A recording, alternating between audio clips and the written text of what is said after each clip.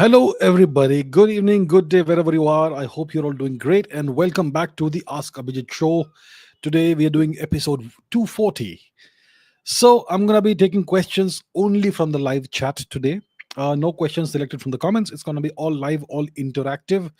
And before we take the questions, let's see who all is there on the live chat. I can see Mr. Unknown, I can see PM, Tejas B, Avinash, Raja, Akash Kumar, Mr. Unknown again, Random Skull, Siddharth, Surendra Gupta, Anant Pai, Mrigan Kabonia, Mayank Tiwari, Adrij De, Tukesh Kumar, Rahul Dunake, Vidhi Manyar, Sar, Prachiti, Krishna Raghunath from the Surinamese Netherlands, Sri Ramchandraya Namaha, Shubham Bhardwaj, Geopolitical Dubey from Indore, Diling Pegu, Raj Lalit, Sabir Kachru, Kapalin, Manu Krishna, Mr. 88ers, Calixo, Kofil Uddin Ayush from Bangladesh, Aryan Thakur, Pranay Paul from Kolkata, Really Now, Debosman Dasgupta, Oscar Madison, Two Idiot NRIs, Goofy Cat, Krish Gupta,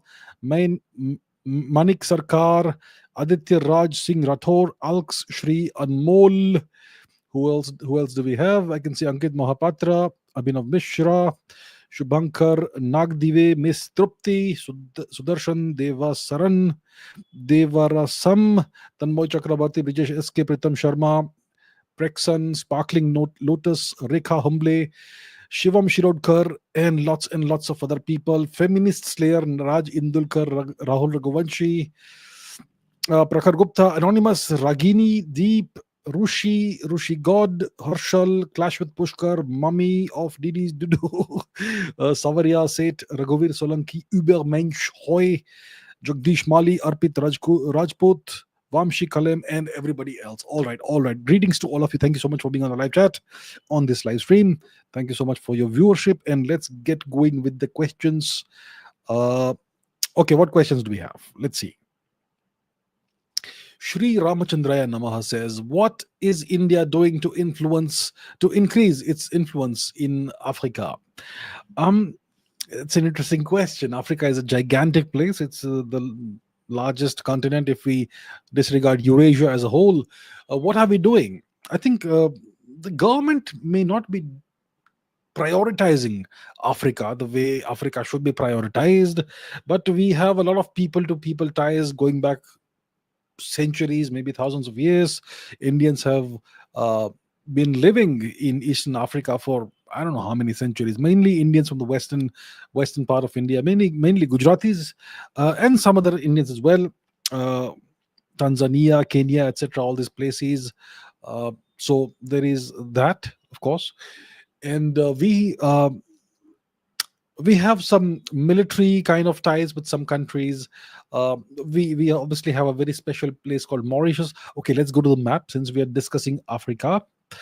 Let us go to the map and let's put it on the screen so that we can have the right context. So here is the map on our screen. Oh no, thank you. So we have historical ties with the eastern part of Africa, especially Tanzania, Kenya. Historically, it would even have been Somalia, Ethiopia, all the way to Egypt, etc. But Tanzania, Kenya, etc. Uh, Even Mozambique, I suppose, we have lots of Indians living there. When it comes to Mauritius, we have a special relationship because the majority of the people of Mauritius are of Indian origin. They are culturally and ethnically still very Indian. Lots of Indian origin people in Réunion, which is a part of France. And with Mauritius, we have a military kind of, we have, uh, there's a military dimension to the relationship as well. Uh, when it comes to the island of Agalega. Yeah, here we have it. Okay, Vansank and is North Agalega, and South Agalega is not that important from our perspective. So we operate a military and air force base, etc., in Agalega. As you can see, it's a reasonably well ordered, established place. I'm not showing you anything that's classified. It's all public, open source information. Anyone can see this. And so we Our government operates this. This is Vansank. We have Agalega Shiva Mandir over here and so on. So yeah, this is an air base, let's say, and military base. You could say that is jointly operated by India and Mauritius. We had something like that in with Seychelles as well, but did not quite work out. I think it was somewhere here. It was called Assomption. Yeah, did not quite work out because certain other nations, certain other powers interfered.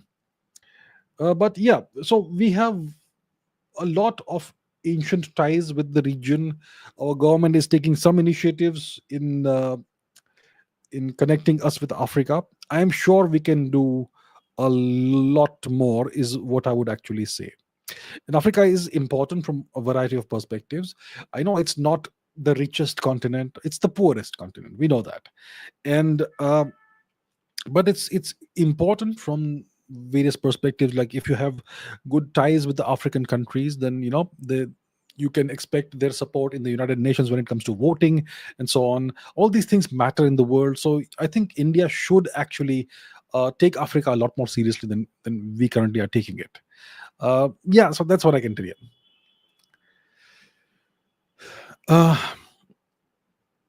uh, says, if someone tells you he has time traveled from the future to the present, okay, how will you verify if he is speaking the truth? There's no actual real way of verifying if the person is speaking the truth, but if the person is, you can ask some questions. If the person has been able to travel through time, it means that he or she is coming from a period of time where our understanding of physics and applied physics is extraordinarily more advanced than what it is today. Because if you're able to uh, manage that, travel through time, it means your understanding of physics and your control over physics is incredible. So you could ask questions about, let's say, some open problems that haven't been solved today.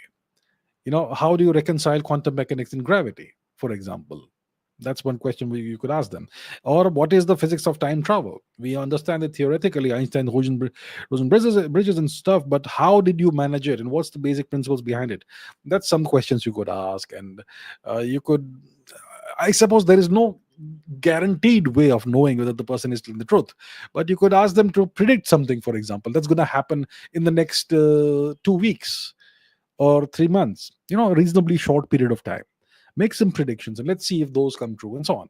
So you could have some kind of a questionnaire for a person who claims to have traveled from the past, and based on that, perhaps you could get some indication of whether they are telling the truth or not. Okay, let's see more questions. Geopolitical Dube says, will China bow to the sole superpower? China does not intend to bow to the United States. Xi Jinping has this great dream, the dream of the great rejuvenation of the Chinese nation. Excuse me. And the dream is that China will become an equal of the United States by around 2050. Now, right now, China is not an equal of the US, by no means. But technologically, they are catching up. And so if the great dream is for China to be an equal of the US and eventually surpass the US, replace and displace the US as the only great power in the world, then you will not bow to the sole superpower.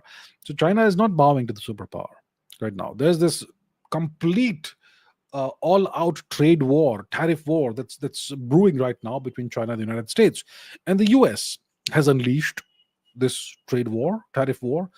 President Donald Trump has unleashed it, and China is not, taking a step back. They have unleashed retaliatory tariffs on the U.S. If the U.S. has placed 140% or whatever the tariffs are, the Chinese have responded by putting 125% tariffs on the US, most items, which means that the two nations are essentially decoupling, and the trade between them is essentially frozen or dead. So we are witnessing a bifurcation, a decoupling of the world order. On the one hand, you will have nations like the US and all its allies, all its flock, so to say. On the other hand, you will have nations like China and Russia and Iran and North Korea and whoever else would like wants to be part of that alliance or axis or whatever you want to call it. So China is positioning itself as a leader of that group, uh, and China is not going to bow to the sole superpower. So look, the US wants to curtail China's rise.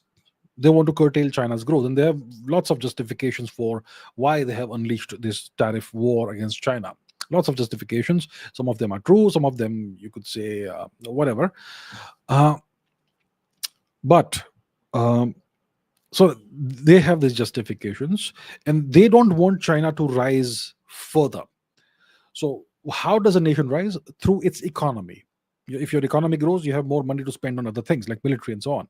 So they don't want the economy of China to grow so much. And by cutting off China's access to the US market, to European markets, other markets, they want to curtail China's rise. And they also want to deny China sensitive technologies like, NVIDIA chips, the high-end NVIDIA chips, and various other technologies. Well, the Chinese have already acquired whatever they wanted to acquire, and they are not so far behind when it comes to cutting edge chip manufacturing. They have apparently developed their own photolithography machines, and they are not very far behind. So it's kind of a case of closing the barn doors after the horses have bolted or something like that. Uh, and the real fear is that the Chinese are technologically almost at the same level as the US now. They have really caught up, and they've really put in the hard yards. They've really invested trillions of dollars into their education system and into their technological high tech sector. And all of that is paying fruit now. So even though China may not have the kind of military might that the US has today, the Chinese don't have hundreds of extraterritorial military bases and so on. They don't have any of that. They don't have the power projection capabilities of the US. They don't have the nuclear arsenal that the US has. They have a fraction of that. But technologically, they are almost neck to neck with the US. And the great arms race that we are living in right now is the AI arms race, artificial intelligence. Now, most of us don't see. We must be one. Most people will be wondering what's the big deal about AI, artificial intelligence. Well, it's not supposed to be seen and visible. It will slowly take away your jobs and all that. That's a different story. But the AI race is going to be the most consequential race of our time, maybe in the entire history of humanity. And whoever cracks that breaches that level, the ASI level, is going to be the winner. And so that's the arms race, and the Chinese are definitely up there with the US. The US has various public AI systems like Anthropic and OpenAI and whatever else, Google's Gemini and so on. The Chinese have their DeepSeek R1 and Manus and whatnot, but there's a deeper arms race that's going on behind the scenes, behind closed doors, a secret arms race where the real AI systems are being unleashed privately by the militaries and the governments. And that's the real arms race. And those military AI capabilities will be like 1,000 times what you can see in your chat GPT or whatever, like way orders of magnitude greater. And that's the arms race. And that's what the Americans fear. So they want to deny China the cutting edge GPUs, NVIDIA chips, and whatever else they can deny the Chinese. And they want to constrain the economy. But the Chinese are going to, they're not going to give up. This is going to be a fight to the finish, essentially. So China will not bow to the superpower. I assure you of that. Ramakrishna Paramhans says, why is India not doing anything to control and deport the Bangladeshes and Rohingyas illegal immigrants? There are reports claiming West Bengal government providing land, etc., etc., etc. Reports, allegedly. Well, look, why is the government of India not doing this? I don't think I'm the right person to answer that question. I think the only entity that can answer that question is the government of India. In 2014, I don't know which minister had reported this. It's on the record. In 2014, it was reported officially that there were about roughly 5 crore illegal immigrants in India, which is 50 million. That's larger than the population of most countries. That's 2014. Today is 2025. I would guess the population would have doubled. So let's say we have hypothetically 100 million illegal immigrants in India. Can you imagine the strain on our resources and the hardship that our people face just because of this additional 100 million people? So it's an enormous problem, and it's something that we are just disregarding and sweeping under the carpet. And these immigrants, they will multiply, they will procreate, they will have children who will grow up in India, who will be born in India, grow up in India, and they'll consider themselves Indian. And the longer we wait to solve the problem, the the deeper it gets entrenched. It's something we've seen in Manipur. It's something we've seen, or we are seeing all across India. Rohingyas brought in from God knows what places in the 2010s or whenever, even perhaps even before that, and settled in every part of India. Why is the government not doing anything about this? I am not quite sure why. Uh, Beats me. But I think the government should do something about this. I mean, it's a national security threat. It's a major national security threat, and no self respecting nation should allow this to happen.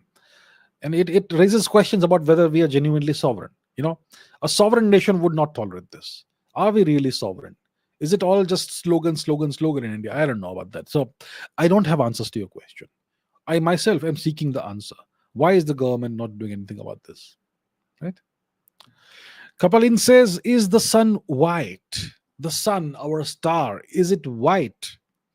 I mean, if you study physics, if you open a physics textbook, I think from I don't know, from the primary school level, I think if you have a good textbook, you'll be taught that the sun is a white star. It emits white light, and that goes completely against everything we understand of the world, right? I mean, we have been seeing sunlight since the time we were born, all of us. And what do we think of sunlight? Golden color, right? In the morning, it's nice and golden, soft and golden. In the afternoon, it's harsh and golden and yellowish, light yellowish. In the evening, it's again that golden hour, and then it becomes reddish as the sun starts sinking under the horizon, and then it disappears. That's always shades of yellow and red and orange. Yellow, red, orange, mainly yellow, right? That's how we see sunlight. So, are these physics textbooks lying? Is the question. Well, the truth is, my dear friends, that the sun is a white star. It emits perfectly white light. But we see it as yellow and shades of whatever else, orange and red. Why is that? It's because of our atmosphere. Our atmosphere filters the light. There is something called Rayleigh scattering, Raleigh, Rayleigh scattering. Look it up. It's a phenomenon in well, optical physics, let's say atmospheric physics. It's a physics phenomenon, okay, and in which wavelengths of light are scattered in different ways.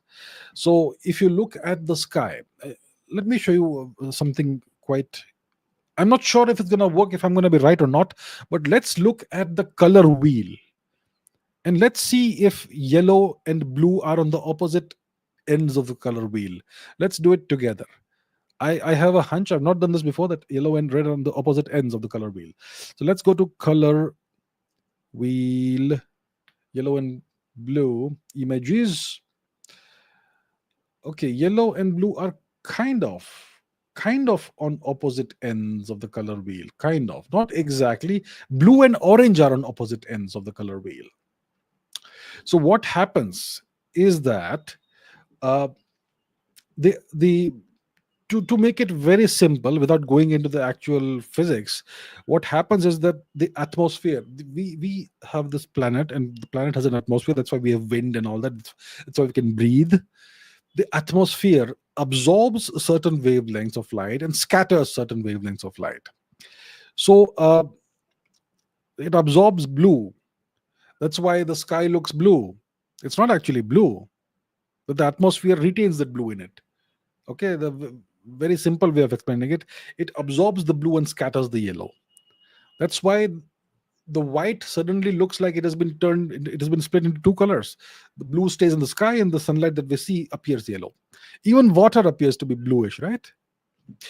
So that's what happens because of scattering of light through a process called Rayleigh scattering. All right, but the sun actually, if you go out of the atmosphere, go into Earth orbit, you will see that the sun is emitting white light, just pure white light. But the atmosphere and the processes that happen in the atmosphere make it look like it is like the light is yellow. Right, good question. Now let's take some other questions. What did I just see? Okay, Saurav Kumar says, could there be a link between the South American deity Viracocha, believed to have come from across the oceans to civilize ancient peoples, and the figure of Virochana, Bali's ancestor? Viracocha was an Inca emperor. The Inca Empire in the 16th century was at the time the world's largest empire. Let's let us go to the map and try and figure out where all this is. Okay, so we're gonna go to the Americas, and it was here Peru, Bolivia, this entire region, um, and also Ecuador, etc. That you had. That's where you had the Inca Empire, and they were great emperors, and it was the largest empire of its time around the 16th century, until the point where the Spanish conquistadors destroyed it. And one of the Inca emperors, his name was Viracocha. um, I think he was the father of Pachacuti. Strange name, right? Viracocha, Pachacuti. I think Viracocha was the father of Pachacuti. Let's Google it together, because I don't quite remember the exact.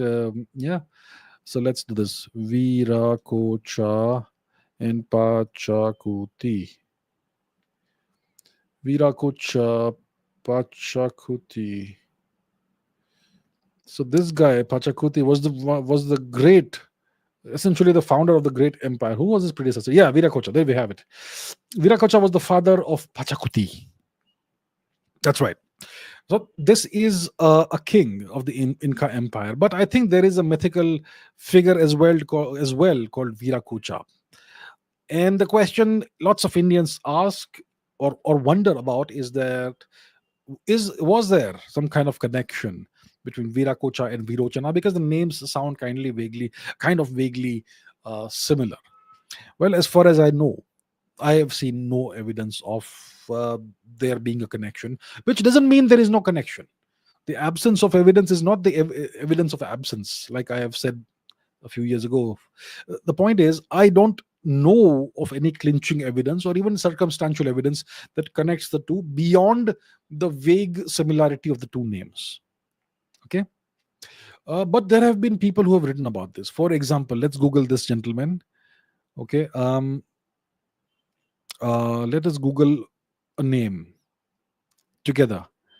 Let's go to Google and let's write Bhikshu Chaman Lal. Bhikshu Chaman Lal.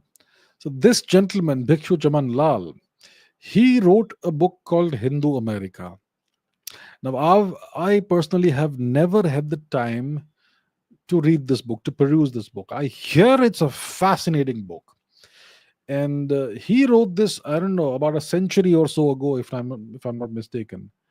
When was it written? Let me see. Does it have a date? Okay, 1941. And apparently, he looks like he was a great fan of Mr. Gandhi, which is okay, and so on. But the question is, what does he write in the book? So, Hindu imprints on America, Children of the Sun, Indra and Ganesha in America, Hindu legends in America, the glorious Mayas, the great Aztecs from India to America, Buddhism in America, when India ruled the waves, and so on. So, if you are interested, I would say that maybe you could check out this book, Hindu America by Bhikshu Chamanlal. It's available online. It's available, I think, for download for free. So check it out. I personally haven't read it, but I hear it's a rather intriguing book. I'm not sure how much of the evidence is presented or whether the evidence is rigorous or not quite rigorous, but it's an interesting book. That's what I hear. So check it out. But as far as this question is concerned, I personally have no evidence that connects the two. I'm not aware of any hard evidence, clinching evidence that connects Viracocha with Virochana. Okay. Vikramaditya Rathore says, you often highlight American strength, US strength, but as a historian, don't empires fall? Why not consider India and BRICS as future poles? Isn't US dominance also subject to decline over time? All empires fall. Every single empire that we know of in history has fallen. No question about it. The last great empire that fell was the British Empire. But did it really fall? It didn't quite fall. It simply it transformed into something else. It transformed into the US empire. The US empire, I would say, is at its pinnacle. It's never been as powerful as it is today. So empires absolutely do fall. There's no question about it. It doesn't mean it's going to fall next week. Just because all empires fall doesn't mean that now the US empire will fall next week. There are cycles. History is cyclical, like they say. So if you look at the average uh, duration of an empire, it's roughly 250 or 300 years. 250 to 300 years. If you look at Indian history, we've had various imperial cycles ourselves. If you look at Chinese history, there have been imperial cycles and so on. So if you look at the Mauryan Empire, it was about what, 250, 300 years. If you look at the Kushan Empire, it was again 250 or 300 years. The Gupta Empire was about 200, 250 years and so on. That's how it goes generally. Now, some empires last longer. The Roman Empire, Eastern Roman Empire lasted much, much longer than the Western Roman Empire, and so on. So it depends on so many factors. You can't do a simplistic game theoretical calculation of how long an empire will last. I'm not sure even if you can set up a game like that, because the games are usually competitive or whatever games. But my point is, empires do fall, but there's no indication that the US empire is showing signs of falling. It's actually showing signs of rising. There are issues when it comes to morality and ethics and all that, which every empire has. There are issues of societal decay and decline. That is visible, kind of. But the military strength and overall hard power is incredible. It's never been higher. Why not consider India and BRICS as future poles? Well, one can certainly consider even Sri Lanka as a potential future pole 100 years down the line. India obviously is a much more powerful and much more viable potential future pole, sure. But if you look at India's structural, the way India is structured, and the kind of strengths and weaknesses India has, India doesn't show signs or symptoms of becoming a future power. India doesn't show that. India has too many systemic and structural inefficiencies, deficiencies, and problems. Uh, One example is that India simply is not agile enough. India doesn't make decisions fast enough and implement those decisions fast enough. You pass a law, then you have to go through 78 different Supreme Court cases, and then you take back some of the laws, and you have to maybe roll it back, and then again try it after 3 years, and then maybe there's incremental progress, but a lot has changed. Come on, is this the way you rule an empire? So too much inefficiency in India, which has historically since 1947 relegated India to an also ran status. And BRICS, I do not consider BRICS to be a future pole. An empire has only one center of power. You can't have an empire by coalition. Yes, the Aztecs had a tripartite, trilateral confederation kind of thing, but they also had just one pole in the center, and the other two were vassals. There are many examples like that. So if BRICS becomes a genuine pole in the future, it's gonna be ruled by just one entity, either China or Russia. The others will be vassals, right? So you can consider anybody as a future pole, but is it genuinely capable of being a future pole? Does India have the hard-headedness and ruthlessness of the US? I mean, does India have that? Does India have any leader that can take India in that direction? Someone like Chandragupta Maurya, someone like Chanakya, someone like Rajendra Chola, or somebody like Samudragupta. We don't have any of those leaders today. The system is such that it doesn't produce leaders of that caliber or quality. So that's why India is not taken seriously as a future superpower.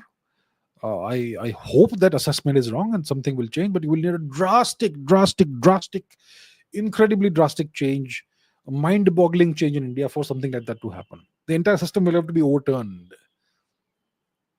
No more constitution, no more democracy. Only then you become a superpower. So yes, in US dominance is subject to decline over time. Yes, So maybe the US will last another 150 years only 150 years more. And maybe then some other power will come up. Or maybe it will last another 50 years. We don't know. We haven't seen the future. Maybe the Chinese will develop ASI before the Americans, and then they will rule the world for 1,000 years, and the Americans will be left behind. So that could happen in the next 2 weeks also. You never know. But from whatever science indications and data points are available in the public domain, I don't see any sign of the US empire falling anytime soon. Things may be happening behind closed doors that we are not aware of. That could change the entire scenario in 2 weeks. But from whatever was visible in public, the US is here to stay for a long time. And India doesn't even take this, doesn't even, it's not playing the game seriously. It's not playing the game to win. Maybe in 100 years, India may be a superpower. It's possible. Everybody wants to be Vishwaguru and superpower, but no one wants to do the hard work. So, yeah, well. Anonymous scientist says a recent White House statement claimed that they are capable of manipulating space and time. What do they mean by this? I think it was. I think I saw it somewhere on X yesterday or something. A statement, an official statement by one of the officials. I don't remember who it was. In which there's this one sentence that says that we are capable of manipulating space and time. So should we take that literally? That they have technology that can meddle with the space-time continuum? Does it mean they're capable of time travel? Does it mean that they're capable of creating wormholes and traversable wormholes? What does it mean by that? Or maybe they just mean that we have, I don't know, maybe the speaker was taking poetic license. Maybe he was saying that we have the fastest missiles in the world, hypersonics. So it's almost like we are manipulating space and time. I'm not sure what that statement meant. You can either take it completely literally, which would be mind-boggling, or maybe the person was taking poetic license. Two scenarios I can present to you. I don't know which one is correct. So,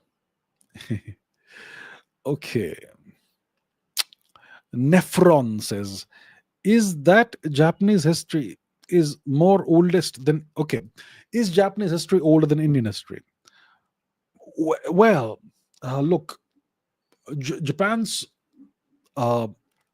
imperial history goes back about 2.5 or 3,000 years, roughly.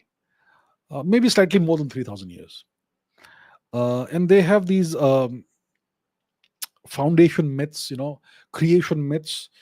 I forget the name of the two individuals, Inazami, something like that. So it goes back about 3,000 or maybe 3,500 years or so. That's about how old Japanese history is. And obviously, if you do archaeological research and all, you'll find signs of human habitation and reasonably well organized human habitation that will go back more than 3,000 years for sure in Japan. No question about it. You'll find that. Now, what about Indian history? Well, we have signs of habitation in India that go back, I don't know how many thousands of years. And the oldest archaeological site that we know of that goes back to the Saraswati Sindhu times is Birana, which is about 9,500 years. And it was constantly inhabited from 9,500 years at least onwards. So clearly Indian history is older, and there's so much more that remains to be excavated and researched from the archaeological perspective. So when it comes to Asia, it's pretty clear that India is the oldest continuously existing civilization, the oldest civilization that we know of, and definitely the oldest culture and civilization in Asia, perhaps the world. Perhaps the world. I'm sure that there were civilizations that were older, maybe 20,000, 30,000 years old civilizations, which may have existed, but we haven't found evidence of that. So the possibility exists, but we haven't found the evidence of that. So that's what I can tell you. You can do your own research. Whatever I said, you can corroborate for yourself.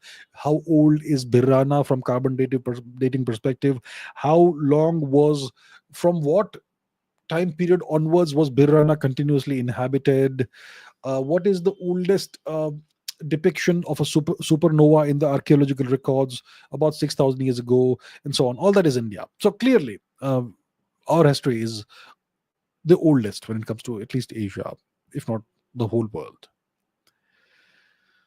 Um, Amanpreet Singh says, why do geopolitical experts from your circle, my circle, who's my circle? Okay, why do geopolitical experts from your circle offer differing views on geopolitics? Despite having the same ideology, it makes it extremely difficult from the viewer's perspective about whom to believe.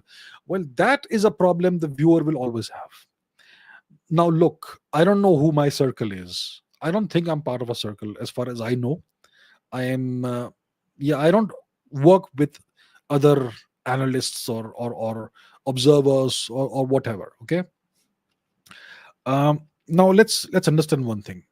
When it comes to geopolitical analysis, geostrategic analysis, you don't base your analysis on ideology. If you have an analyst who's basing his or her uh, observations and analysis on ideology, that person cannot be taken seriously.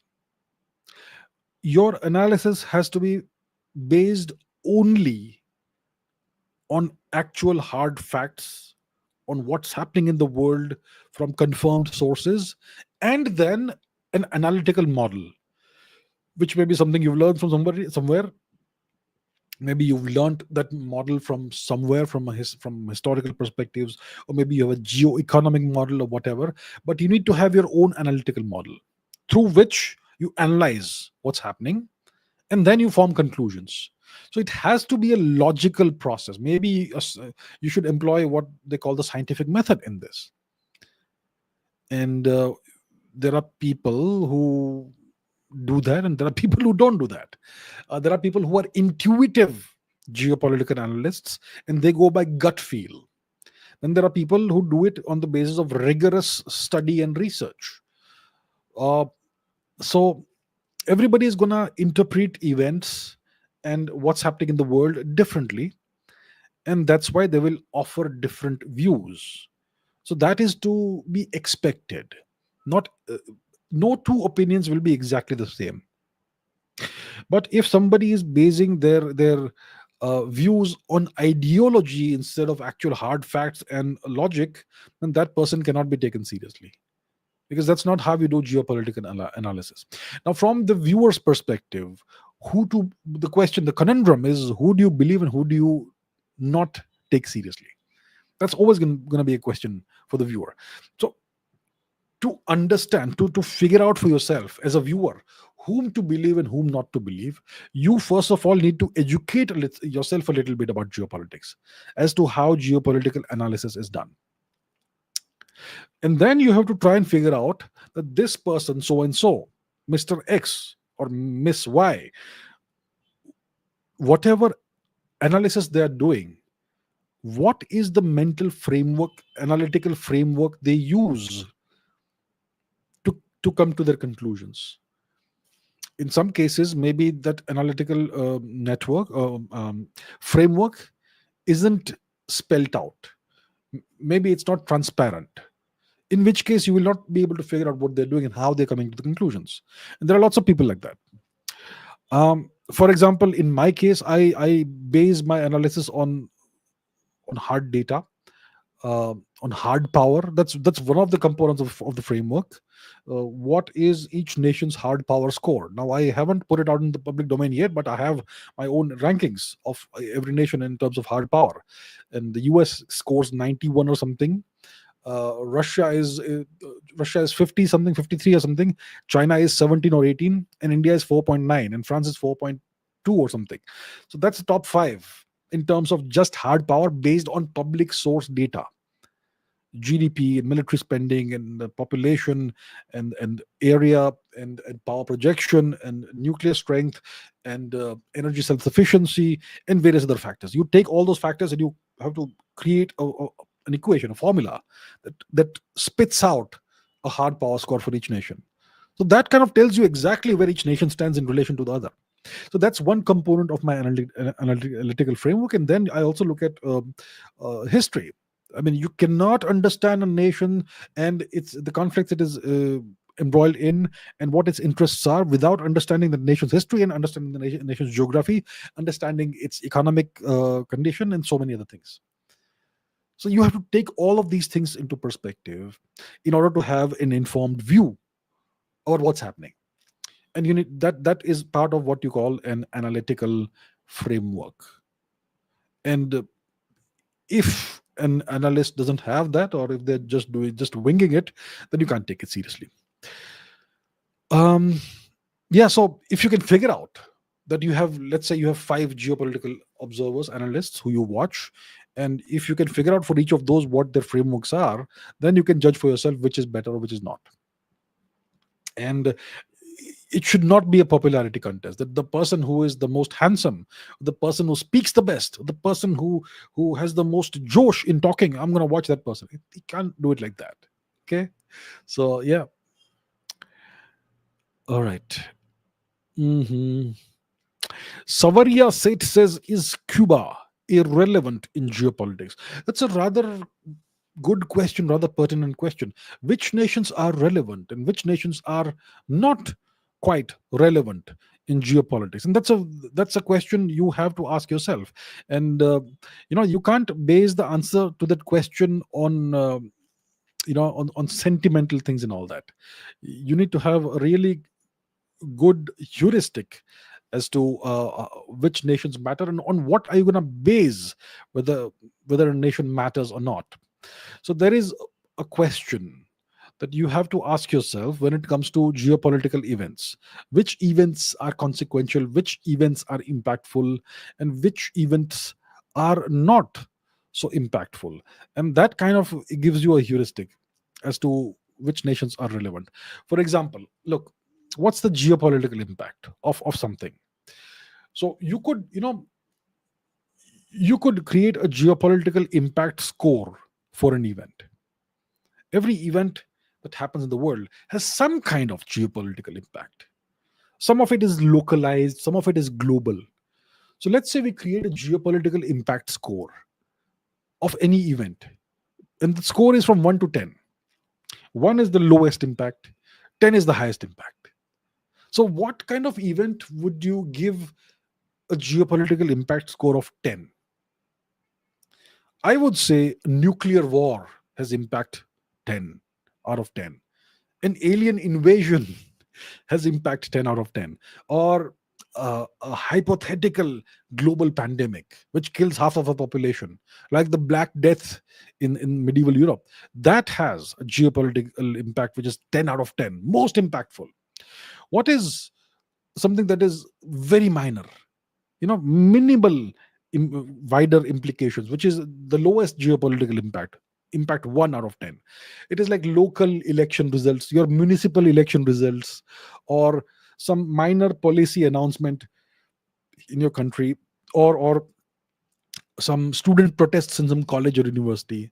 That has an impact of 1 out of 10, the minimal possible impact. So that's kind of how you would create a heuristic score for geopolitical impact. And then you have to ask yourself, if something happens in Cuba, where does it fall on that scale of 1 to 10? So let's say the president of Cuba makes a policy announcement.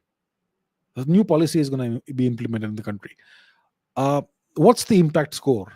It's going to be closer to 1 than to 10, right? Or if there's an election and some new person is elected in Cuba, what's going to be the global repercussions of that? It's going to be almost minimal, almost nothing. So once again, the impact, geopolitical impact, will be closer to 1 than to 10. So from that perspective, if you look at Cuba, it is kind of unfortunately irrelevant in geopolitics. Just being very realistic, pragmatic, practical here, nothing sentimental about it. You have to analyze geopolitics in this matter. So Cuba, unfortunately, maybe for good, maybe for worse, it's not quite relevant in geopolitics. Amisha says, can humans ever leave the Milky Way galaxy? Well, you know, before you learn to run, you have to learn to walk. Before you learn to walk, you have to learn to stand. So you first, as a baby, learn how to stand. Then you learn how to start toddling on two feet. Then after a while, you're a little confident, and then you start, running a little bit. So you progress from standing to walking to jogging to running and sprinting, and then you can start flying, and then you can start going supersonic, then hypersonic, then you can have escape velocity, which means you can go into Earth orbit, and that's where we are.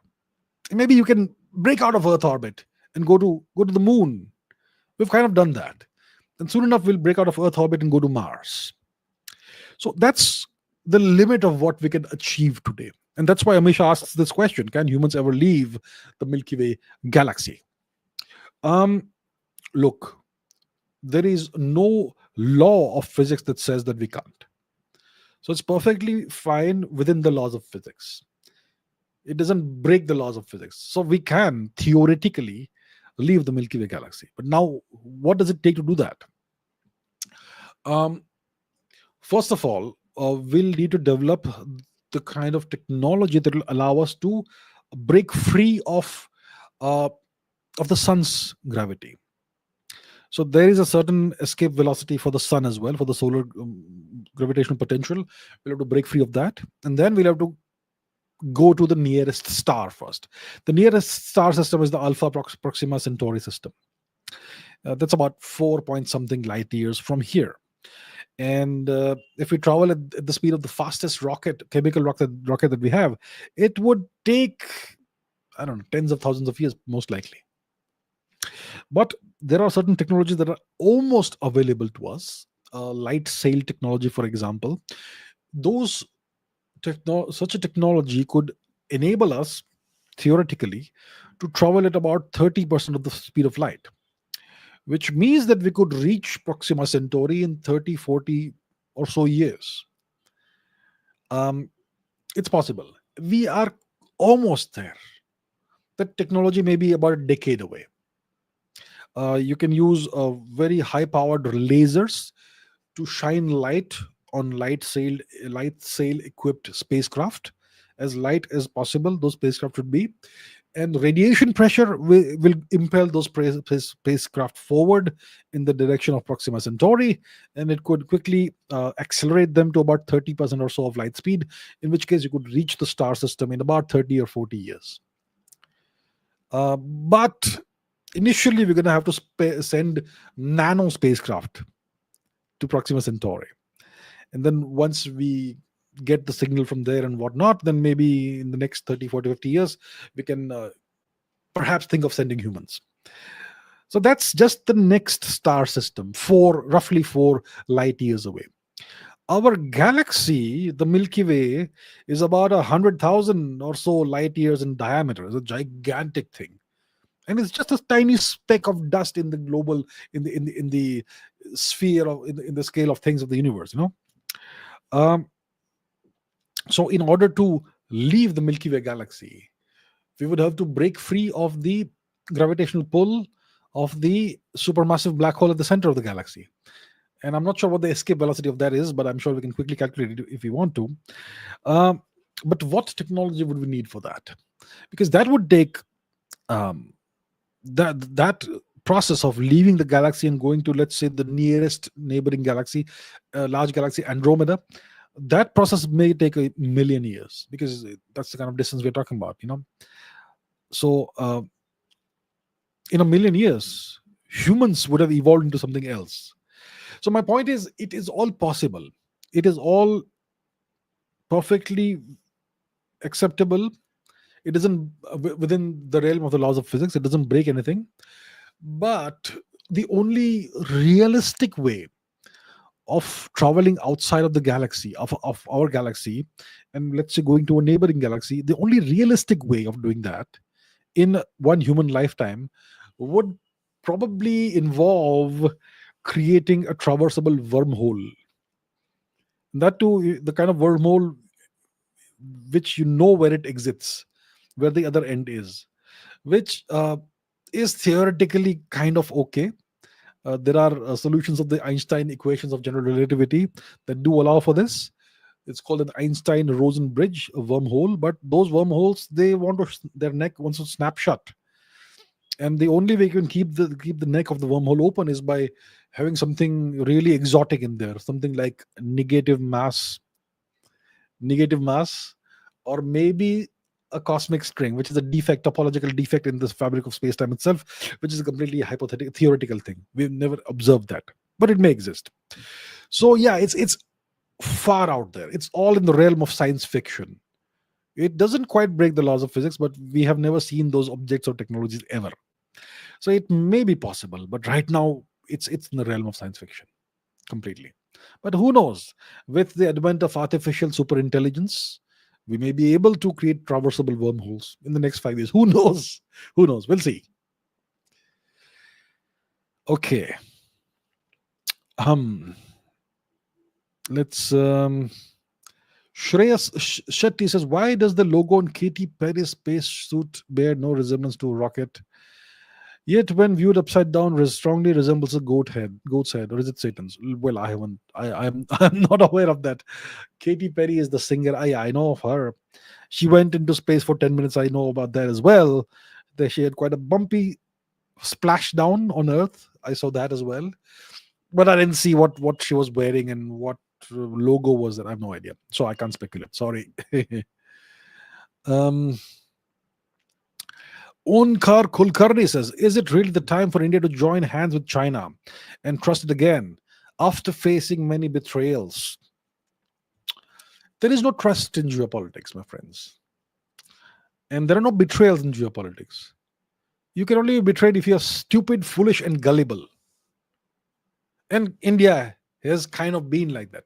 Stupid, foolish, gullible, naive foreign policy for the most of the time after 1947. That's what we've had. So Indians feel that, oh, we have been betrayed by China. China acted the way any logical, rational power would behave. Okay, nature abhors a vacuum. And in geopolitics, power abhors a vacuum. And power is a force that pushes outwards. So if you have two nations border to border, and one has more power than the other, that power will push outwards and it will grab territory. That's just like a law of nature. Okay.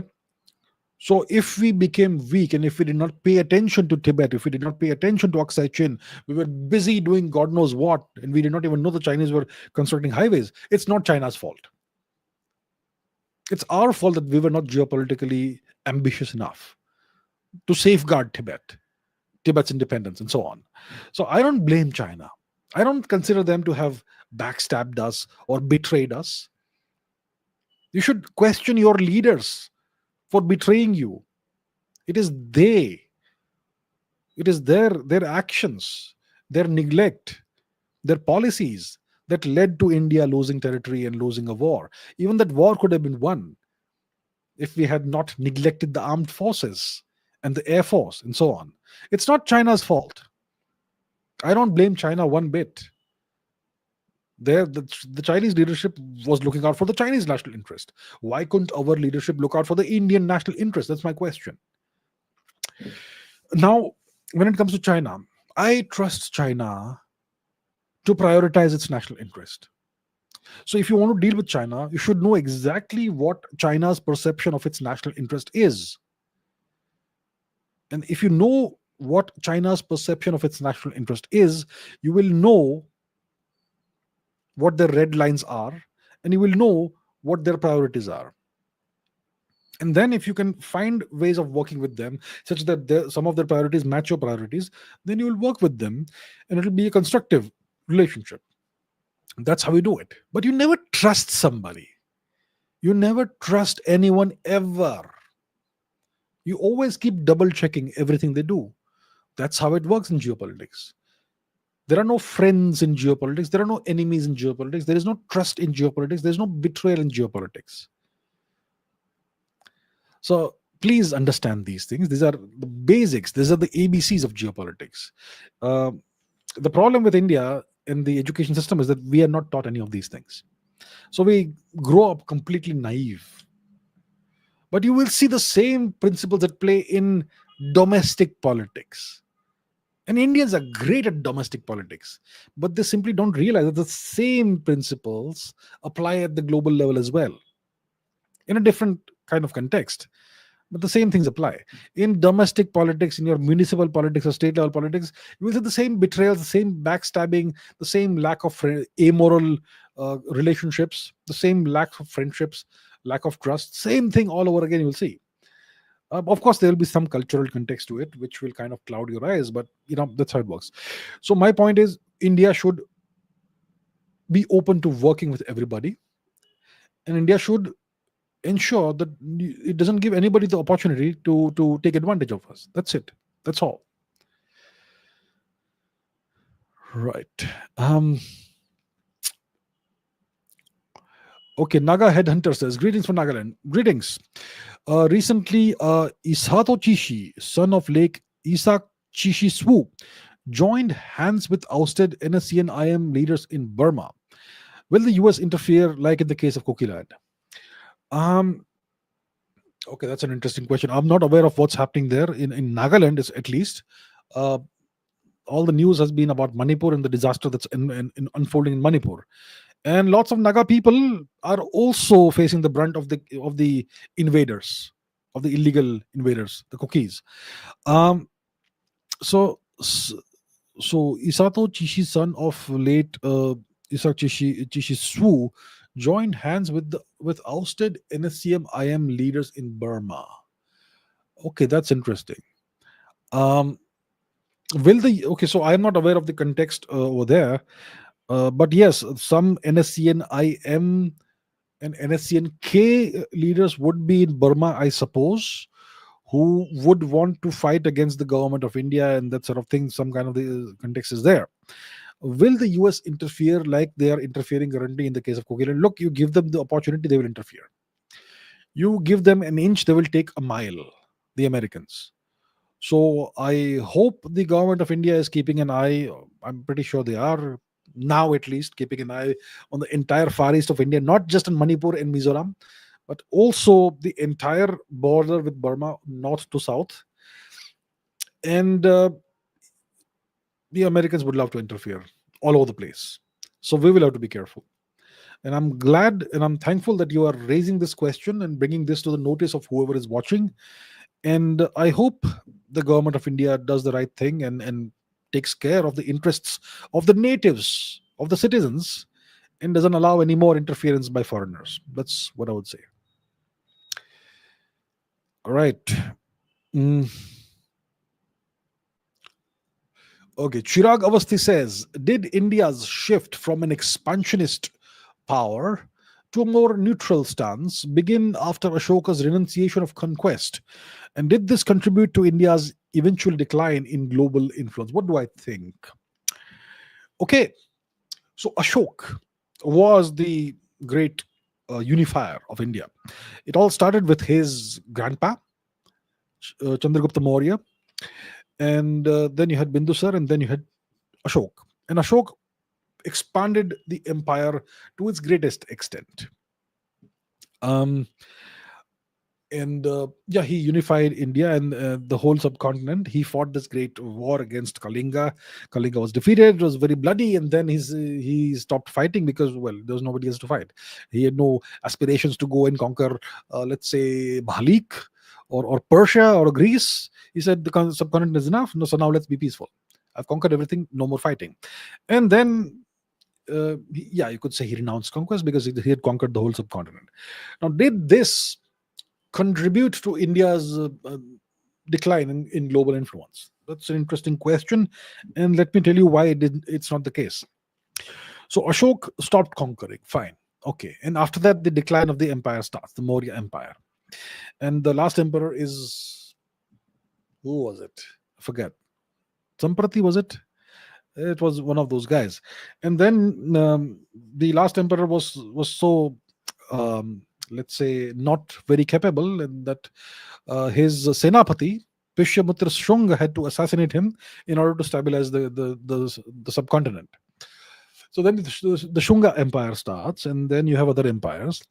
But did India stop expanding, or did India's emperors just renounce expansionism after Ashok? Not quite the case. For example, we had probably the greatest emperor of all, Kanishka, whose who had two capitals. One was Mathura and one was Purushpur, which is now called Peshawar. And he conquered an empire that stretched from the shores of the Aral Sea to the shores of the Caspian Sea. It encompassed the whole of present day so called Xinjiang of China. It was a gigantic empire that he conquered, Kanishka. He fought a lot of foreigners. So you do see some expansionism right there, don't you? Quite a bit of expansionism, a significant, quite bit of expansionism. Then you have someone like so that's the Kushans. Then you have other Kushan emperors, Vasudeva, who again kicked out the Chinese from Central Asia. The Chinese are once again trying to make their way into Central Asia, and Vasudeva, the Kushan emperor kicked them out of Central Asia. So once again, you have expansionism there. Then you have the Gupta Empire. Who was it? Was it Kumara Gupta? Was it Chandragupta? One of those two. He conquered Bahalik. Bahalik is present day Balkh, north of Afghanistan, that area. Um, Afghanistan was historically Gandhar, but he went beyond that. Okay, so he conquered lands beyond the subcontinent. So once again, there is expansionism there. Um, you had what's his name, Samudragupta, right? The great conqueror, whose entire career as emperor was one extended military campaign. So there is expansionism there. So there is the Gupta expansionism. Then you have the Karkota Empire. What's his name? Karkota Empire. Who was the king? Karkota Emperor. Lalitaditya Bhuktapeda, whose capital was Srinagar. He conquered large parts of Central Asia. Great conqueror. Lalitaditya Bhuktapeda. So once again, you have a conqueror, an expansionist. Then you have the Cholas. Rajaraj Chola conquered much of the subcontinent, sure. And then while he was still alive, he abdicated his kingdom, gave it to his son Rajendra Chola. And Rajendra Chola conquered Southeast Asia all the way to the Philippines. Is that not expansionism? So, we are taught that after Ashok, we became all pacifist and all soft and all that. It's a complete lie. We've had so many such. I've just given you a few examples. I'm sure there are more. Okay, so the point is, it's not the case. What most of us believe, that after Ashok renounced violence and he renounced conquest, India became a second-rate world power, and nobody after no other king or emperor dared to conquer beyond India after that, and we declined in global influence. No, it's not quite the case. It's much more complicated than that simplistic worldview. Okay, let's see what else we have. Okay, Malik Sayed says, why are there no advanced unmanned underwater submarines like we have in drones? If India takes the lead in this, then it can change naval warfare. It can be cheap and very lethal if loaded with explosives. That's a great point. And you do have underwater unmanned submersibles and submarines. You do have that. It's almost like underwater drones. There are nations that are developing those technologies. Let's try and Google it. Okay, what does Google tell us? Let's find out. Underwater drones. So check it out. These are your toys. Okay, unmanned underwater vehicles. So you had this history from the 1950s onward, 60s, 70s. Something happened in 2016. Chinese warship seized an underwater drone in the process of being retrieved by the US Navy. So you have that, okay. Various gliders, manta ray kind of thing.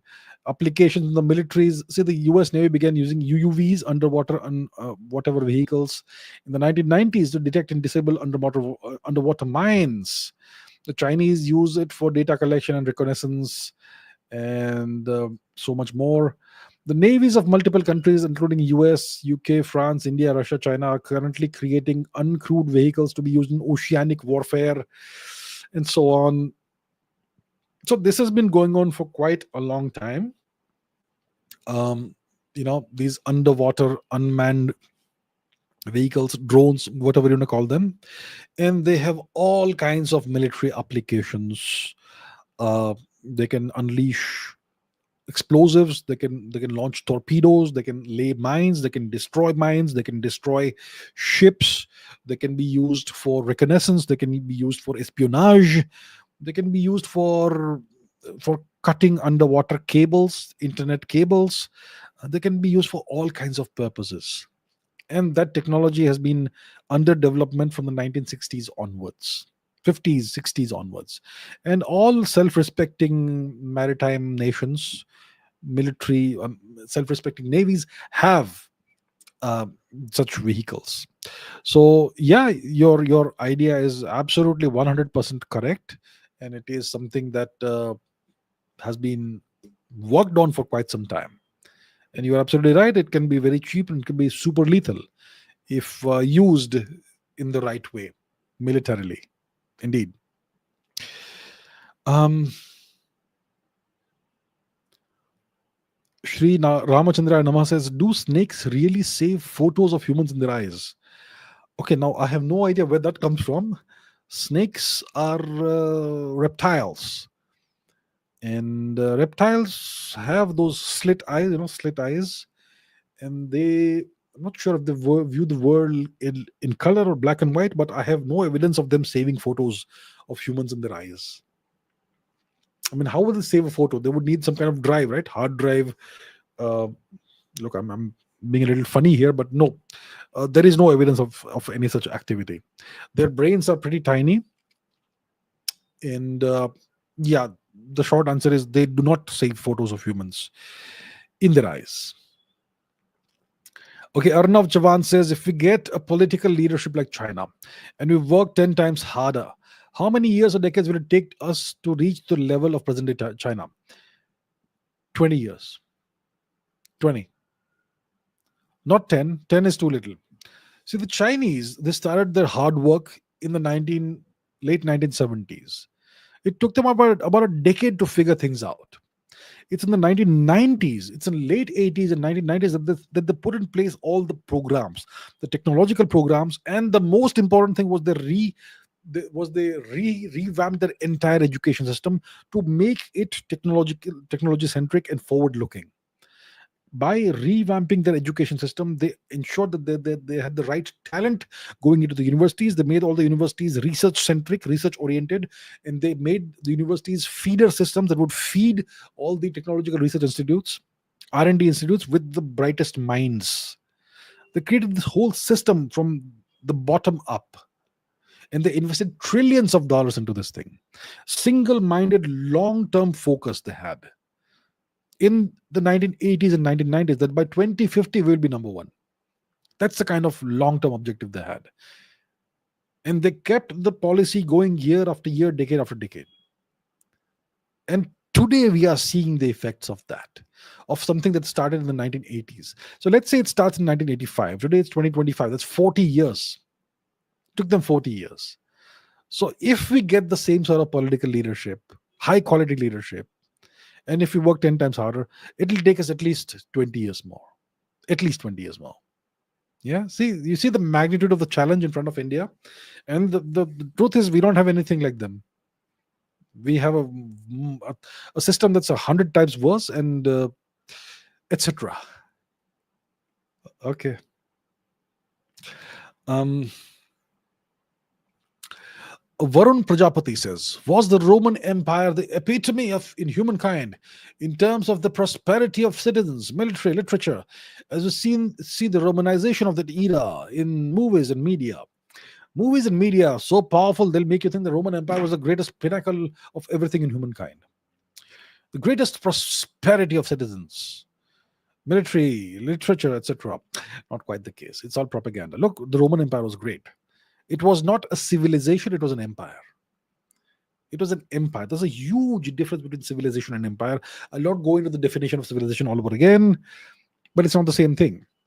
There was prosperity, but there was, look, in Rome you had slaves, lots of slaves, lots of people were slaves. Um, and in a system where you have slavery, don't can't quite say that there was proper prosperity there. If 10-20% of the population is enslaved, and your entire economy is based on plunder and conquest of other lands, then a small number of people will be prosperous and everybody else will be kind of under the boots of the empire. And yes, they did impose pax romana, Roman laws, Roman language, Latin, all that over the place, and they called it civilization, but it was not quite the same thing. And lots of people complained during the time that the Romans, they create a wasteland and then they call it peace, which means they destroy everything and then they say that we have pacified everything. It's not quite the case. Okay, so it was not the epitome of prosperity in human history. Military, sure, they had a tremendous military, and they conquered pretty decent amount of territory. Literature, what literature did the Romans produce? A little bit of literature. They copied most of the Greek literature. Look, the Romans didn't care much about culture and all, but they did like culture and appreciate to a certain extent. So whichever land they conquered, they would take the literature from there, and they would take the gods from there, and they would worship those gods and say the literature is ours now. That's what they would do. Okay, so they appropriated all Greek literature. They appropriated all Greek gods, which were kind of already Roman gods. Zeus Pater became Jupiter. Zeus Pater was Dios Petro, our Dios Petro, who nobody in India remembers today. Different story. So look, propaganda says that the Roman Empire was the epitome and the pinnacle of humankind and all, but it's not quite the same. It's not quite true. Not quite true. Nothing against Rome. Those wonderful time, I'm sure. But Kapalin says, is the universe finite or infinite? Will we see a book tour video? Book tour video. I'm so lazy. I don't make a book tour video. I've got books all around me. I'll do it one of these days. Okay, is the universe finite or infinite? We don't have the answer to the question, because there is something called the observable universe. Okay, there is an observable horizon of the universe, and that is about the diameter of that. It's like the universe, the observable universe, is a perfect sphere, and we are the center of the sphere. Okay, and the diameter of the observable universe is what 95 billion light years. That's the diameter of the observable universe, and the universe is expanding. So every single day, some portions of the universe go beyond the observable horizon. They expand out of our reach. We'll never see them again, ever. So there is a universe beyond the observable horizon for sure. But how big is that? We have absolutely no idea, because there's no way of knowing. We have zero data out there of what's out there. So we can't say. Maybe it's infinite, maybe it's finite, maybe it's like 10 times bigger than what we have, what we can see. Maybe it's a million times bigger than what we can see. I don't know. There's no way of answering it in the absence of data. So that question is out there. Sparkling Lotus says, accept goal. Well, as long as Asterix and Obelix are there, you cannot take goal, right? Who else was there? The names were really funny. Dogmatics, and I forget the names, but yeah, good fun names.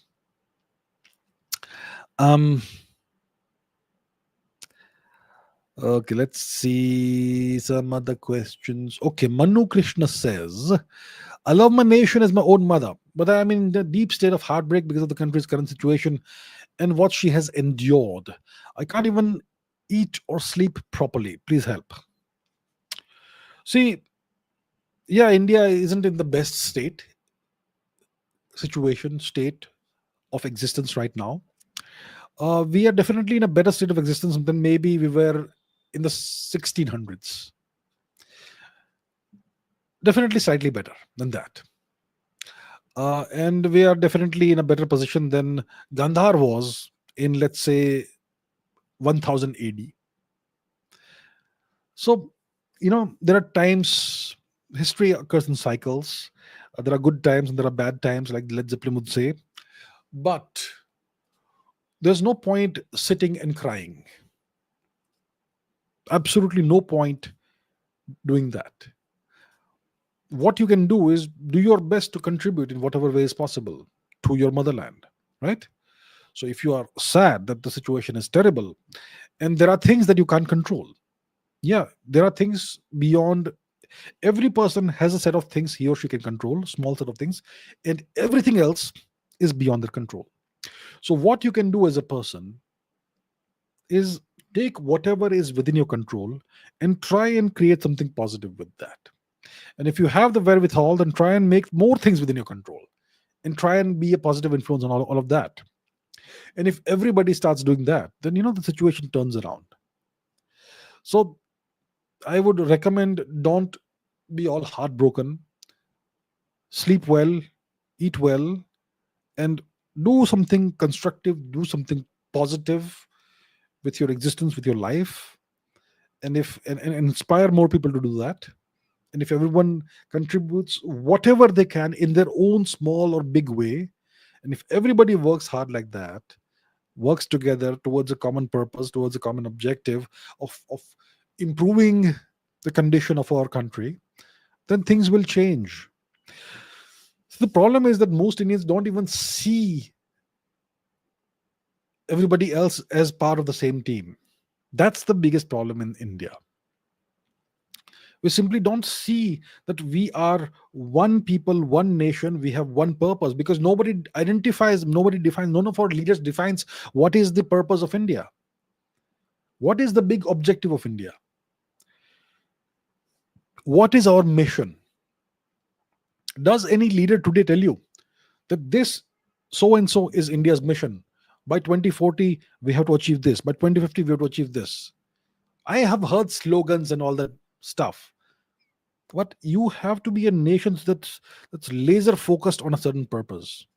What's the nation's motto, slogan? Satyameva Jayate. If you look at the people in the country, they are living out the opposite motto, Asatyamev Jayate, right? So India needs to have a mission, a purpose, a time frame, purpose, mission with deadlines, and everybody needs to feel like they are all part of a mission. They have to all work together. We are all a team. You meet a stranger somewhere, you should know, even though don't know the person, you should feel like, yeah, we are, even though we are strangers, we've never met, but we are all part of the same team. We are working in the same direction. That is missing in the country. So let's all find some purpose for ourselves and for our country, and all work towards that in our own way. So one person can be an artist, one person can be a scientist, one person can be an engineer, one can be a teacher, one can be a bureaucrat, let's say. So you're all working in very different domains. But if you're all trying your best to improve the situation of your country, you're all working in the same direction. That's what needs to happen. So there's no point sitting and crying and being all heartbroken and not sleeping and not eating. Get up, stand up, and do something about it.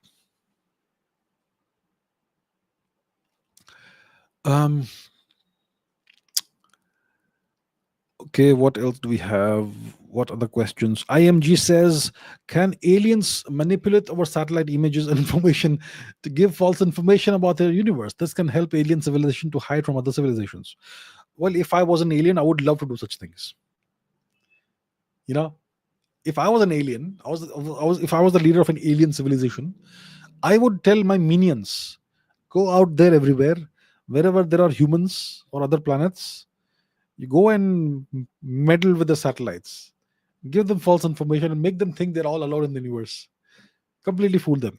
Look, I don't know the answer to your question, but if aliens exist, maybe they can do it. Do aliens exist? We have no evidence of that. Can aliens exist? Certainly, it's possible. It's quite possible that aliens may exist, that you may have other life forms in other parts of the universe, in other parts of the galaxy, maybe in our solar system as well. Who knows? We don't know. It's possible. So hypothetically, theoretically, it's possible, and so on. Yeah.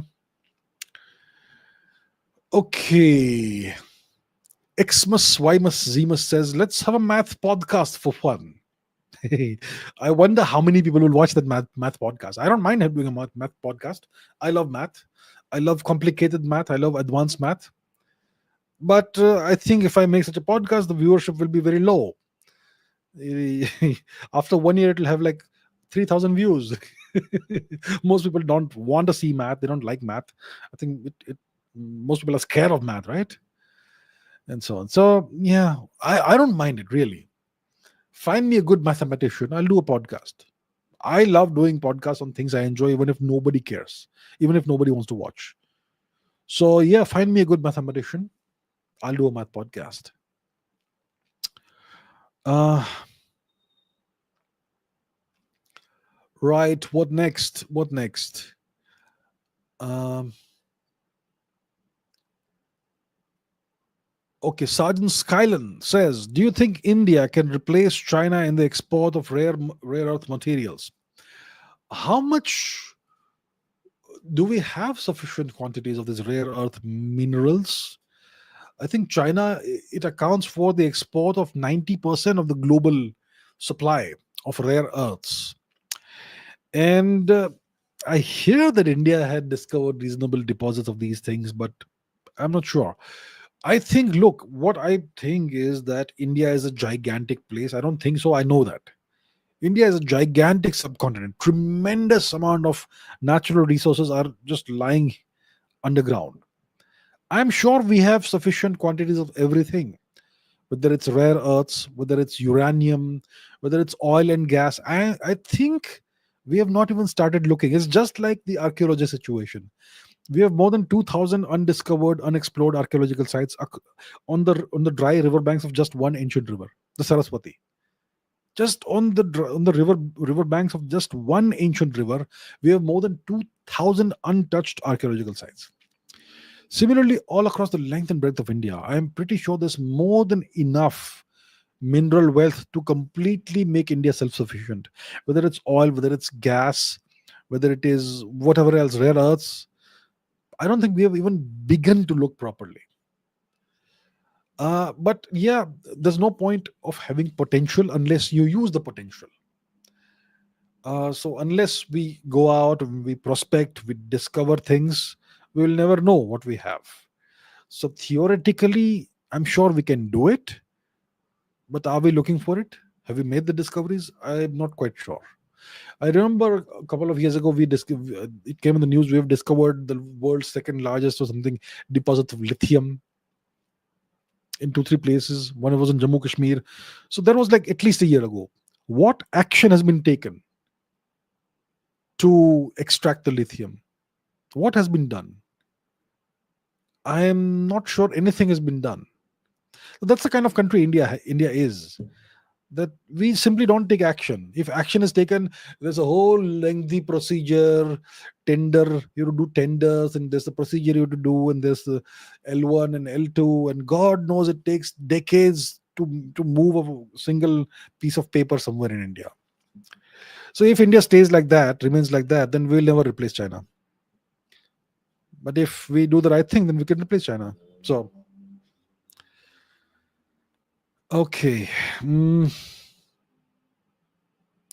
What other questions? Sonu Bhargav says, please call Manjul Bhargav for a math podcast. Well, I would love to. Yeah, let me try and reach out to him. It'll be fun. Yeah, I would love to. Great recommendation. Let's try and let me try and see if I can reach out to Manjul. Fields medal winner. Amazing guy. Okay, Shubham Ramola says every year thousands of high net worth individuals migrate out of India. And how does it affect our economy in the long run? Why isn't the government doing anything to halt it? So why do high net worth individuals migrate out of India? You have to ask yourself that question first of all. Why do wealthy Indians feel the need to leave India? There must be something in India that makes them want to leave India, right? Well, you know, if you are a high net worth person, HNI, high net worth individual, then you will be running a business, or you'll have a large amount of money, and you will have to pay taxes on that, and the taxes will be very high. And then the point is, if you're spending so much money, paying so many taxes, then what do you get in exchange, in return for that? Do you get a high quality of life? Do we get the facilities you would get in a first world country? You don't get any of that. Let's say you're running a business. Let's say you have 10,000 crores in your bank account, and you want to run a business. Well, running a business is so difficult in India compared to running a business elsewhere, and it's so frustrating and it's so painful that eventually you say, okay, I'm just going to give up. I'll go somewhere else and I'll take my business elsewhere. The system is like that. Nobody hates the country, nobody hates the culture, nobody hates the people. The system, the parasitical system that is leeching the lifeblood of the country, that is the problem. And to fix that, we need deep reforms. And when will those reforms happen? We don't know. Um, so yeah, it's an issue. See, high net worth individuals leave the country. The brightest minds leave the country and go abroad. Who is developing all the AIs in the US? A lot of Indians are there. A lot of Indians are at the forefront of the development of artificial intelligence systems, LLMs, and whatnot in the United States. Much of it is being done by Indians. The same Indians who were once here and they chose to leave the country because the country doesn't treat them the way they should be treated. The country doesn't value merit. The country doesn't value talent. The country seeks to destroy talent. The education system hunts down and destroys talent, and it rewards mediocrity. Who wants to live in such a system? And you should see some sign of reform at some point in time. What reform has happened? So people leave the country for these reasons, and you can't blame them for that. Some of them end up bitter, and some of them end up hating their country. Some of them understand that the country is not at fault. It's the system. It's the people who run the system who are at fault. And those people they will ensure the system never changes because they benefit from the system. So how does it affect the economy in the long run? Obviously, it affects the economy. Um, if those people, those high net worth individuals were to remain in India, set up businesses, run them successfully, then it would be great for the economy. It would make the economy boom. If talented people were to remain in India and use their talent in the service of the nation, it would be great for the country.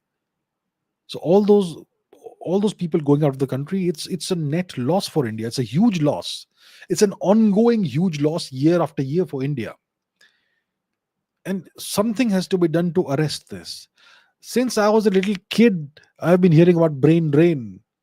Well, what has any leader ever done about brain drain? To stop the brain drain in this country, it's very simple. You have to create a system that's meritocratic. You should not victimize talented people, but that's what happens in this country. So the country suffers as a result. And yeah, okay. Uh,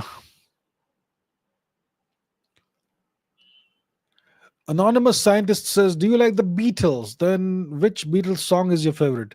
I've never been a great fan of the Beatles. I never quite got what's the big deal about the Beatles.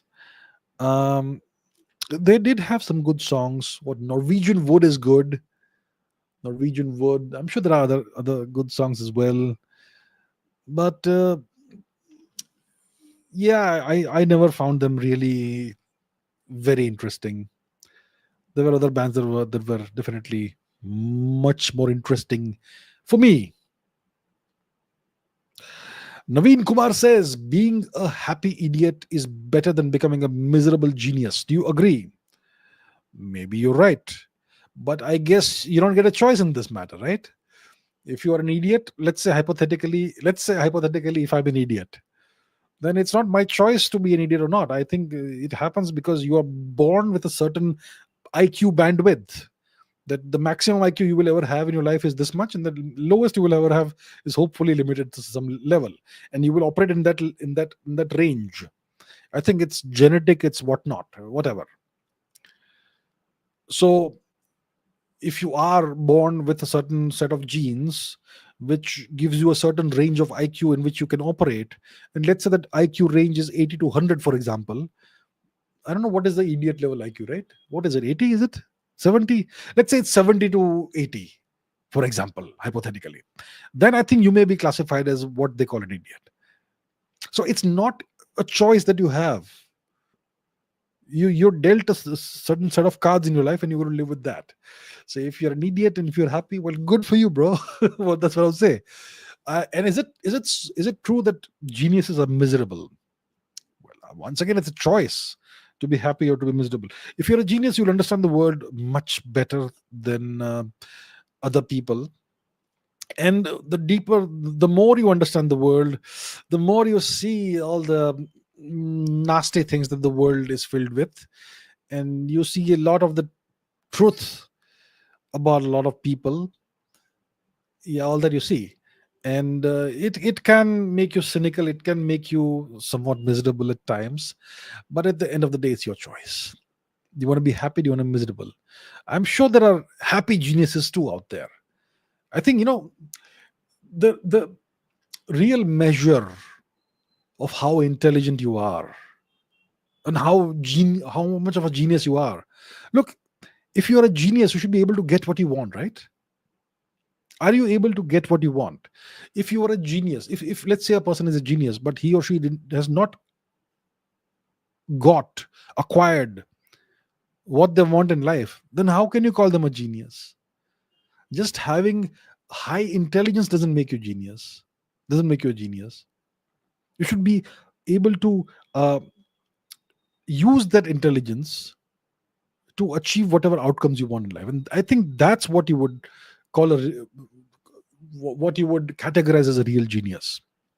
Yeah, we hear all these stories of the tormented geniuses, the great authors. Vincent van Gogh, the greatest poet of the greatest painter of all time, but he was never recognized as such during his lifetime, and he died uh, penniless, poor, and sad, tormented. uh, so yeah, he had that incredible talent, and that was not his fault. But I would say, if you're a real genius, all round genius, you should be able to achieve what you want in life, and then you will not be miserable. um so what is better? I think what is best is to be a happy genius. I think I'm sure that's much better than being a happy idiot. But I'm sure being a happy idiot is also great. A life of bliss, life of complete ignorance and complete bliss. Everything is fine. Everything is fun. Everybody is my friend. Everyone's good. I mean, that's also a nice life, I would say. So yeah, it depends. It depends on the person. All right. Okay, Yash Parikh says, I just came to know about the Battle of the Wire. Being a Rajasthani, I was shocked that I never knew about it. Could you please tell us something about it? Why were we never taught this? Well, I am shocked. I don't know about this. I don't know what this is. Battle of the Wire. I myself have not read about this, so I can't tell you anything about it. But I will try and look it up. I'll not do the research right now because then I'll be quiet and I'll be reading. But okay, interesting. Let me just quickly Google that and just figure out what that is. Battle of the Wire. Let's see. Okay, let's do that. Battle of the Wire. So this was between okay, significant conflict in the ongoing Rajput Mughal conflict 1606. It pitted the forces of Amar Singh of Mewar against the Mughal army led by Jahangir, etc., etc. It resulted in a victory for Amar Singh, marking a crucial moment in the resistance against Mughal expansion. Okay, that's interesting. I am not aware of it, and okay, I'll check it out. I'm not aware of it. Thank you for bringing this to my notice and our notice. Vikram Geopolitical says, when thinking about polymaths, the name of Rabindranath Tagore doesn't come to our mind. He was also a great polymath. What are your views about him? I don't know much about Rabindranath Tagore. I haven't read any of his works. I haven't read about his life story, etc. I know that he was awarded the Nobel Prize in literature for a book or a work called Gitanjali. I know that he was a poet and a writer and the originator of what they call Rabindra Sangeet. And to be a polymath, you have to be a top quality exponent in multiple fields. So, for example, they give the name of Leonardo da Vinci. Leonardo da Vinci was a great painter, a great sculptor. He was an inventor, you could say a scientist. He was an anatomist. So, he was a top quality practitioner of anatomy, of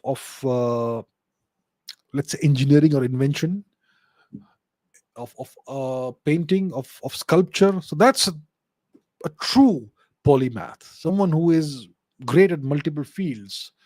Do we have other examples of polymaths? Let's try and figure it out. The person who is genuinely good at so many multiple things. Let's see. Polymaths. Who were polymaths? math. So give me some names. Leonardo da Vinci, Aristotle, uh, Isaac Newton, Rabindranath Tagore, poet, writer, social reformer, philosopher, playwright, artist. Okay, good. Hypatia of Alexandria, and so on, and so on. Okay, so yeah, look, I'm not really very familiar with the works and life of Rabindranath Tagore, so I can't really comment much about it. But yeah, it's good to know that he was a polymath, and yeah, great that we have one of our people in that list. Um, Ramesh Iyer says India should hold ATP WTA Masters 1000 or at least a 500 event. What are your thoughts? I think we should hold all kinds of events in the sporting world in India. We should have our own Grand Slam in tennis, or at least something as good as a Grand Slam. We should have. Why don't we popularize the sport of rugby in India? We are good at kabaddi. Kabaddi is a very physical game. It's a contact sport. All you have to do is add some running into it, and you have rugby with a weird shaped ball. Players who are good at kabaddi will naturally be good at rugby. Why can't we popularize something like rugby? You need some of that in life, especially if you're a male. Little bit of jousting. So I would love to have rugby in India. Why don't we have a rugby Premier League in India? Why don't we have a basketball league in India? Multiple basketball. Why don't we have a hockey league like the IPL in India? Hockey is supposedly our national sport. Why don't we have that? I just don't get it. Why we don't have these things? Um, why don't we have a volleyball league like that in India? There are so many sports out there. We can popularize all the sports. We can create whole economic ecosystems around these sports. We could be a major global sporting power just if a few people would invest in these leagues, create these leagues. You can't expect the government to do all these things, and the government also sometimes comes in the way with their sporting and sports associations and all that. Politicians are part of that and all. But yeah, I completely agree with you. We should have all these events in India, and it's I think it's a low hanging fruit.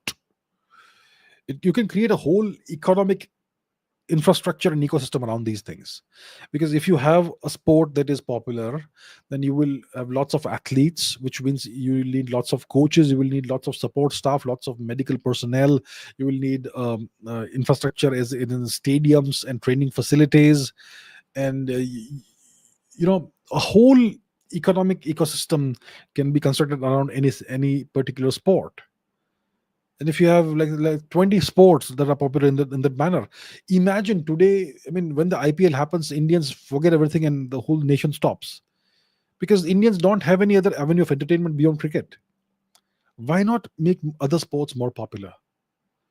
And sporting success brings the nation together. It's only when you achieve great success in sports or in other fields that the nation comes together. Nothing unifies a nation like success in the international domain. And sports is a great place to have this.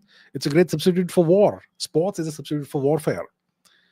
So we should do these things. We should have that. If I had a few $1 billion, I would certainly do invest in all these things. Mr. 88er says, why is Japan offering its E5 and E3 Shinkansen trains for free? Those are older models. Okay. So listen, when you set up a new track, you need a couple of tester trains to test out the track and do some routine work. So the trains that will actually run on these tracks will be the E8 or E10 or whatever the series is, but they are offering a couple of these trains for free just for the testing purpose. I think when Taiwan set up its Shinkansen line, the Japanese gave at least one train to the Taiwanese also for free like that. So it's just it's a nice gesture, and we certainly appreciate that. Geopolitical Dubey says, was Kishore Kumar a genius singer, and did you listen to him? I think he was probably my favorite male singer in Hindi songs. I mean, yeah, probably. But of course, you should be sure, you should know. I mean, genius. I mean, he had a great voice, and he was a great actor too, actually. And for some reason, he stopped acting after that movie, that comedy movie with Saira Banu and uh, Sunil Dutt. What's the name of that movie? Let's Padosan. Was it Padosan? Let's see. Kishore Kumar Padosan. I think it was, yeah, it was the last movie in which he acted. He was an absolute genius at comedy and other stuff also, and he was a great singer. And but you should know that what is that song? Mm, Om Shanti Om, right? Kishore Kishore Kumar Om Shanti Om. So this song, Om Shanti Om. Okay, I'm sure everyone is aware of this. Well, let me tell you what's the original song. Original song. Meri Umar ke Naujawano, etc. etc. What is the original song? Om Shanti Om. West Indies. I'm not able to. I can't remember the copied song, right? Bollywood song copied. Om Shanti Om. Copied from. Okay, let's. Um, so there was this guy. I forget his name. He was from the West Indies. Lord Shorty. Shorty. I don't know why Google won't find it. Okay, Lord Shorty. It's the same song. Infringement of copyright. So there was a song by a Trinidadian soca artist, Lord Shorty, which Kishore Kumar went to the Caribbean. He met this guy, Lord Shorty, and Lord Shorty played that song for him. And then he finds out that next year Kishore Kumar has released that song in a Bollywood movie. So that's the kind of thing Mr. Kishore Kumar did, which is sad to see because I was a big fan of him. But yeah, it is what it is. Yes. Ouch. Okay. Yeah, enough controversy for one day. Let's not get into get into AR Rahman and all that. uh Priyangshu says, could you please share your email ID? I'm working on Indo-Pacific region. I'm willing to interact with you. Could you listen? I don't know why people find it so hard to contact me. Has anybody ever bothered to look at the description of my videos? My email ID is there.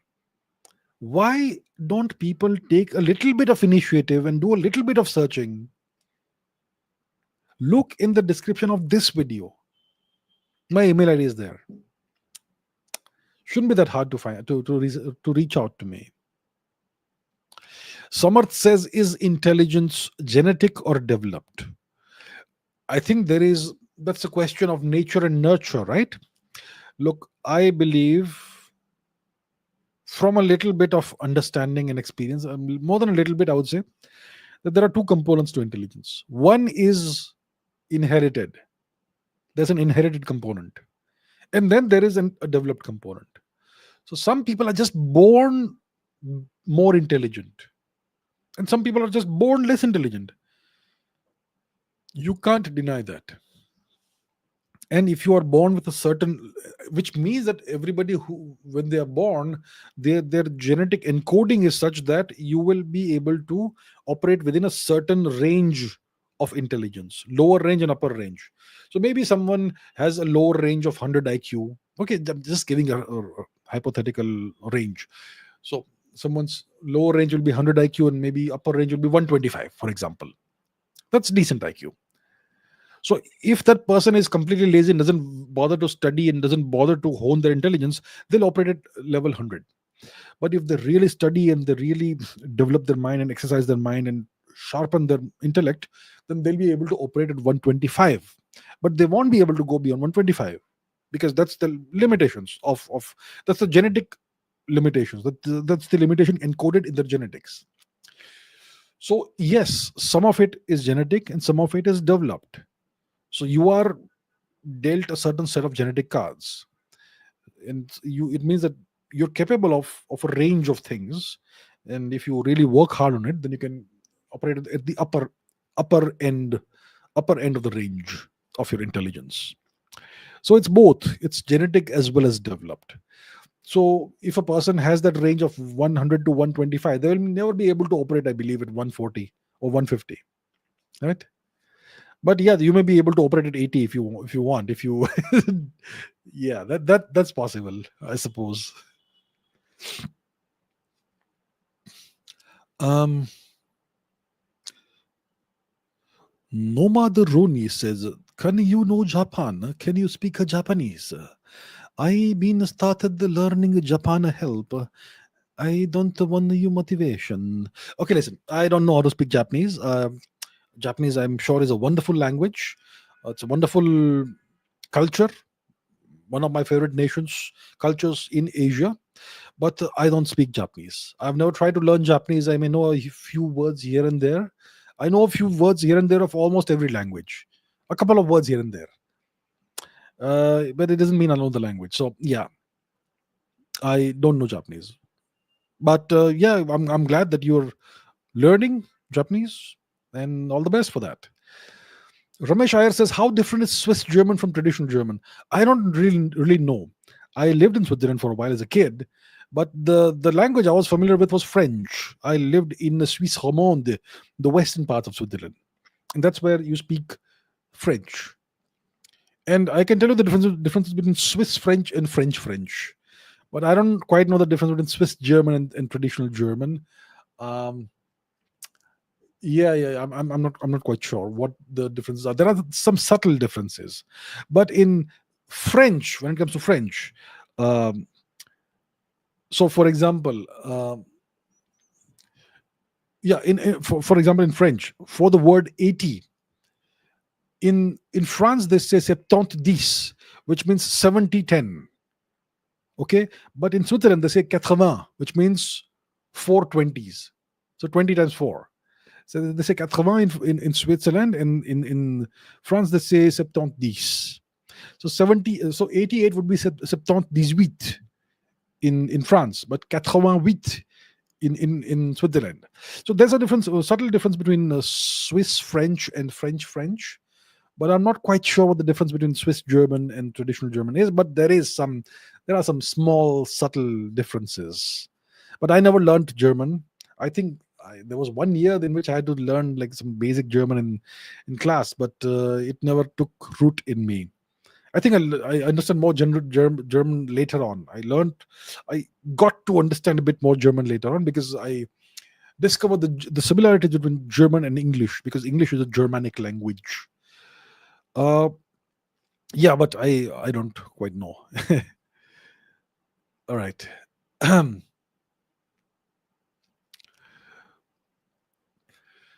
Okay, Rajoshi Gon says, do you think India can move out of democracy, which we know is a facade only leading to a 5-year tunnel vision of leaders to stay in power? If yes, how can that happen? I have absolutely no idea how we can transition out of a democracy, and especially in India, where you have a great dearth of high quality leaders. If India transitions into a dictatorship, you may have even worse leaders becoming dictators. Okay, so yeah, theoretically, if we look back at history, all our kings and emperors were, from today's perspective, dictators, obviously, right? Nepo kids, you could say, because they were the sons of previous kings and so on. That's how it is to work in dynasties. So technically, from today's worldview perspective, kings and emperors were dictators, but they operated in a different way. They operated within the confines of dharma. And they were not quite dictators. They had councils of ministers who would advise them, and people could actually censure kings,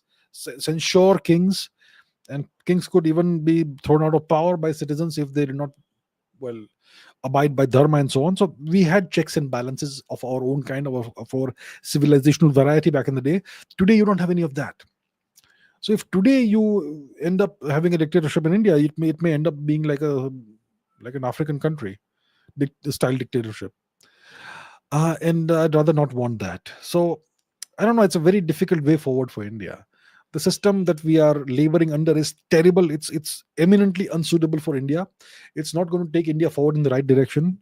It's going to relegate India in the realm of mediocrity for as long as it lasts.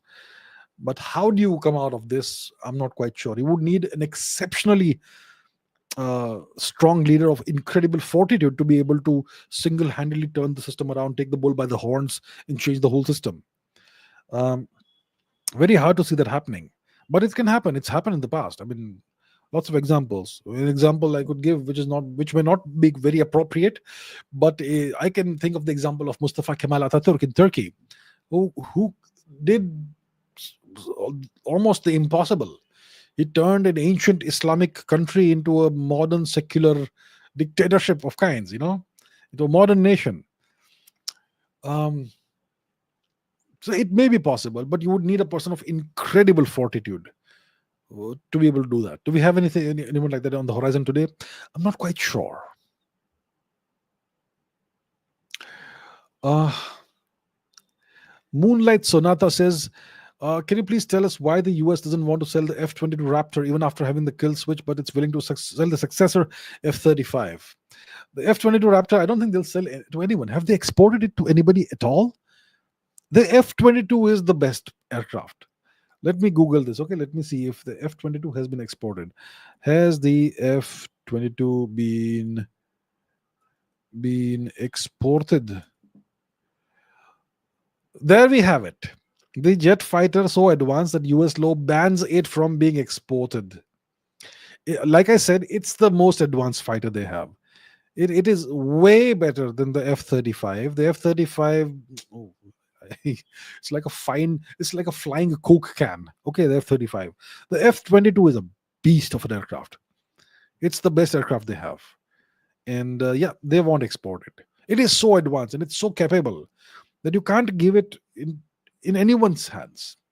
You can't even give it to your own allies. That's how good that aircraft is.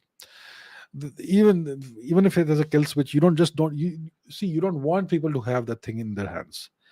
Whether it's a kill switch or a backdoor or whatever they put in there, doesn't matter. So yeah, I think they've built this F-35 for multiple purposes. One could be money laundering, perhaps. One could be to enrich the military industrial complex and the people who run that. And also, they've made multiple variants. Some of them are to be exported. So some of them are designed to be exported. Amisha says, what's cooking between Pakistan and Bangladesh? Look, when you have two vassals of the big boss, they'll talk to each other. So East Pakistan, West Pakistan are both nations that have had a regime change operation done upon them by the United States. In Pakistan, it happened in 2022 when Imran Khan was ousted. He was pro-China. He was ousted, and whoever came to power, whoever was put in that seat, is now, I think it's Sharif, right? Shahbaz Sharif. He is a pro-US person, and Pakistan is now a pro-US regime. It's a US vassal. And same thing happened to Bangladesh. Sheikh Hasina, who was pro-India, let's say, she was ousted, and whatever regime is in power there is pro-US today. So the two are both minions of the United States, so they will coordinate together. And recently, the Pakistani foreign minister or whatever that person is, she visited Bangladesh and she met with the puppet guy, Mohammed Yunus, and they will try and cook something together. Obviously, with an eye on India. Not quite sure what it will be, but there could be military cooperation between the two nations. Mohammed Yunus has been trying to bring China into the mix. Not quite sure the Americans will like that very much because, you know, China is enemy number one for them. So, yeah, something is cooking. And we, over here, we're going to have to be really careful. So, we now have the same old two front situation: East Pakistan, West Pakistan. Okay. Sawaria Seth says, who exactly are Caucasians? Well, let's go to the map. And I'll tell you who really are the Caucasians. Okay. Um, let's go to the map. And here we are. So this is the map. The Caucasian people are the people who are the natives and inhabitants of the Caucasus region. What is the Caucasus region? Okay, start from where we are, India. We know where India is. Go westwards, go westwards. You cross the artificial temporary nation, you cross Gandhar, you cross Persia, you come into Mesopotamia. From Mesopotamia, from Baghdad, you go northwards, north, north, north. You cross Armenia, Azerbaijan, and that's the Caucasus region. The region between the Black Sea and the Caspian Sea. That is the Caucasus region. And the people who live in the Caucasus region are the Caucasian people. And this was historically considered to be the artificial dividing line between Europe and Asia, the Caucasus region, the Caucasus Mountains. Right? So you have regions like countries and regions like Armenia, Georgia, Dagestan, Chechnya, etc., in the Caucasus region. The people of the Caucasus region are ethnically Indo-Iranian or Iranic origin. People, they're called. You have languages like the Ossetian language and the Iran language that are spoken here that are related to ancient Scythian, and that's the Caucasus region, and that's the Caucasus people. And today, Caucasian is used as the name of a race, the white race. So the white people are called Caucasian people because somebody in the 19th century or somewhere believed that the white race originated from the Caucasus region. So that's a pseudo-scientific, completely wrong term. But the real Caucasian people are the people who live in that region, the Caucasus region, the Kavkaz region. Chirag Avasti says, do you think despite not being born in India, was Kanishka the Great more Indian in spirit than many Indians today? Kanishka was born in India. His ancestors came from, okay, let's go to the map. So, once again, we open the map and let's talk about a certain period of history. So, if you go, let's say you are in the far east of India, let's say you're in Manipur. Okay, Manipur. Let's go straight north of Manipur, just straight north. So you cross Arunachal Pradesh, you cross Tibet, you keep going north, you keep going north, you keep going north, and where do you reach? You reach Mongolia. Just go straight north of Manipur, you will reach eventually Mongolia. So this region, the Mongolia region, about 2,500 years ago, in this region, there used to be a tribal confederation who lived here. They were called by the Chinese. The Chinese, they called them the Xiongnu tribe. They were the ancestors of the Huns and the Mongols. The Huns eventually became the Turks, kind of. Okay, just making it, oversimplifying it, but that's kind of what happened. The Huns eventually became the Turks. So over here you had the Xiongnu or the Hunnic people who originated somewhere around this region, today's Mongolia region. And west of that region, you had the whole of the Central Asian grasslands. And you had Tibet and present day East Turkestan, Xinjiang, all that. Now, in north of Nepal, north of India, in this region, which is present day Tibet and present day Xinjiang, you had a people who were probably the descendants of the Tushara people of the Mahabharata, the Tokaran people. And they were called, they were a confederation of multiple tribes. One of the tribes was called the Kushan tribe. So when the Huns, when the Xiongnu, they expanded westwards from present-day Mongolia region, they caused the Kushans and the other tribes of the region to flee westwards. So these tribes, they fled westwards, and the Scythians who were living north of India, they had to flee into India to escape from the Kushans. So you had a Scythian invasion of India during the Indo-Greek era, and couple of centuries later, the Kushans followed them into India. The Kushans also invaded India. So Kanishka's ancestors were part of the confederation that invaded India. Now, who were the Kushans originally? They were Indo-European people. They were essentially of Indian origin, but they had been living outside of India for several centuries or maybe several thousand years. Um, and if you look at if you look at the Tarim Basin mummies who are found in that region, the ancestral homeland of the Kushans, they look like Europeans. They are like 6.5 feet tall. Some of them have red hair, some of them have blonde hair, and their skin is whitish or something. But their genetics is R1A1A mostly, which is Indian. So it's weird. And they used to worship Indian gods. um, and there are cities in that region which are under the sands now. Cities that were discovered by Aurel Stein, the great explorer, Hungarian British explorer. Cities like Dandan, Oilik, and whatnot, where you still find, representations of Indian gods and all that. So the Kushans eventually entered India, and they were genetically, culturally quite similar to us, and they took over large parts of India. And the invaders were Kanishka's ancestors, but Kanishka was most likely born somewhere in northern India.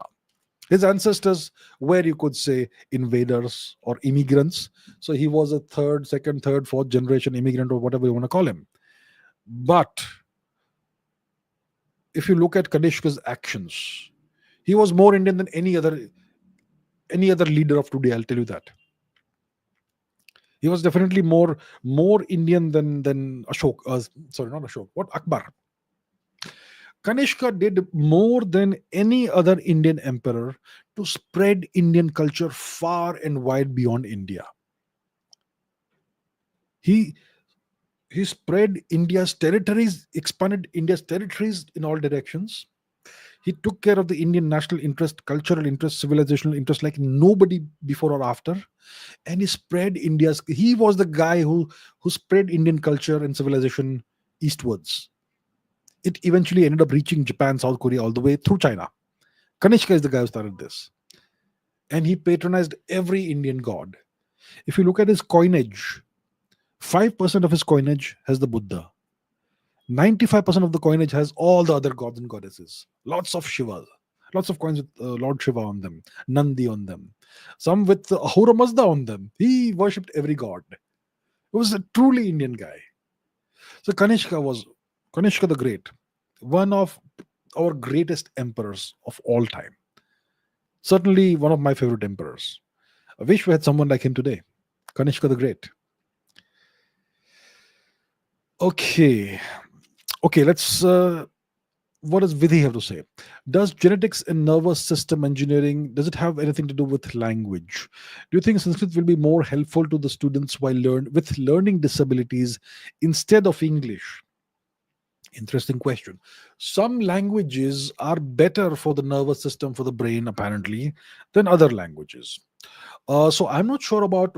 I mean, I don't think anybody has done any research about what would be the effect of learning Sanskrit on somebody who has a learning disability. I don't think anybody has done that sort of research, scientific research, in a proper scientific manner. I'm not sure anyone has done that. What I know is that there is something called the Sanskrit effect. So let's Google that together, and that is scientific research. Um, the Sanskrit effect. So it's a theory proposed by neuroscientist James Hartzell, suggesting that memorizing and reciting Sanskrit mantras enhances brain regions associated with cognitive function, particularly memory and language. Studies have shown that professionally qualified Sanskrit pundits exhibit increased gray matter density and cortical thickness in key brain regions compared to control groups. This suggests that the rigorous memorization and recitation practice associated with Sanskrit mantras may lead to measurable changes in brain structure and function. Sanskrit effect, Scientific American, and so on and so forth. So I think that I'm not sure where it is. There's a lot of this blog posts and all that they define, but there are at least, I'm sure that there is some published research on this, like peer reviewed research on the Sanskrit effect. So yes. Now, does it mean that if you memorize any language, large quantities of text in any language, will it have the same effect on your brain? I don't know. No one's tried to do a comparative study of memorizing copious amounts of Sanskrit mantras versus, let's say, memorizing something in Latin, similar quantity of whatever in Latin. I'm not sure anybody has done that, so I can't, you know, I can comment on that. But I think Sanskrit is, and there is something.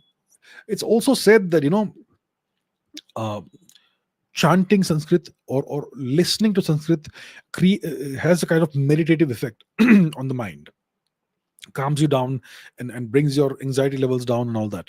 Just by either chanting something in Sanskrit, whether you understand or not, just the pattern of the sounds is such that it calms you down. Or just listen to somebody doing that, that will calm you down, and it'll create a meditative kind of effect in your mind. So there seems to be something about Sanskrit that's different from other languages. I wish Indian scientists, Indian researchers would take this up, but it's other people who are doing it. James Hartzell. Our scientists, our academics, our researchers have no interest in doing any of these things, and that is so sad to see. So it looks like there is something special about the Sanskrit language, and I'd be happy if somebody would try it out, and try and see whether Sanskrit will have a positive effect on students who have learning disabilities. At least it cannot harm them. So why don't you do a structured experiment and see if there is some positive effect of that. It'll be great if somebody does that sort of experiment. But yeah, overall it looks like Sanskrit, there is something special about this one language, Sanskrit. Okay, Anant is asking a question. What is this? China, China, China. Looks like a fan of Donald Trump. Are you, Anant? Okay. So the question is, Tibet, USA vassal if China didn't capture it. China, China, China. I think what he's asking is that if China did not capture Tibet, would Tibet have become an American vassal? Well, it's a hypothetical question. Uh, if China did not capture Tibet, well, under what conditions would we have a world in which China did not capture Tibet?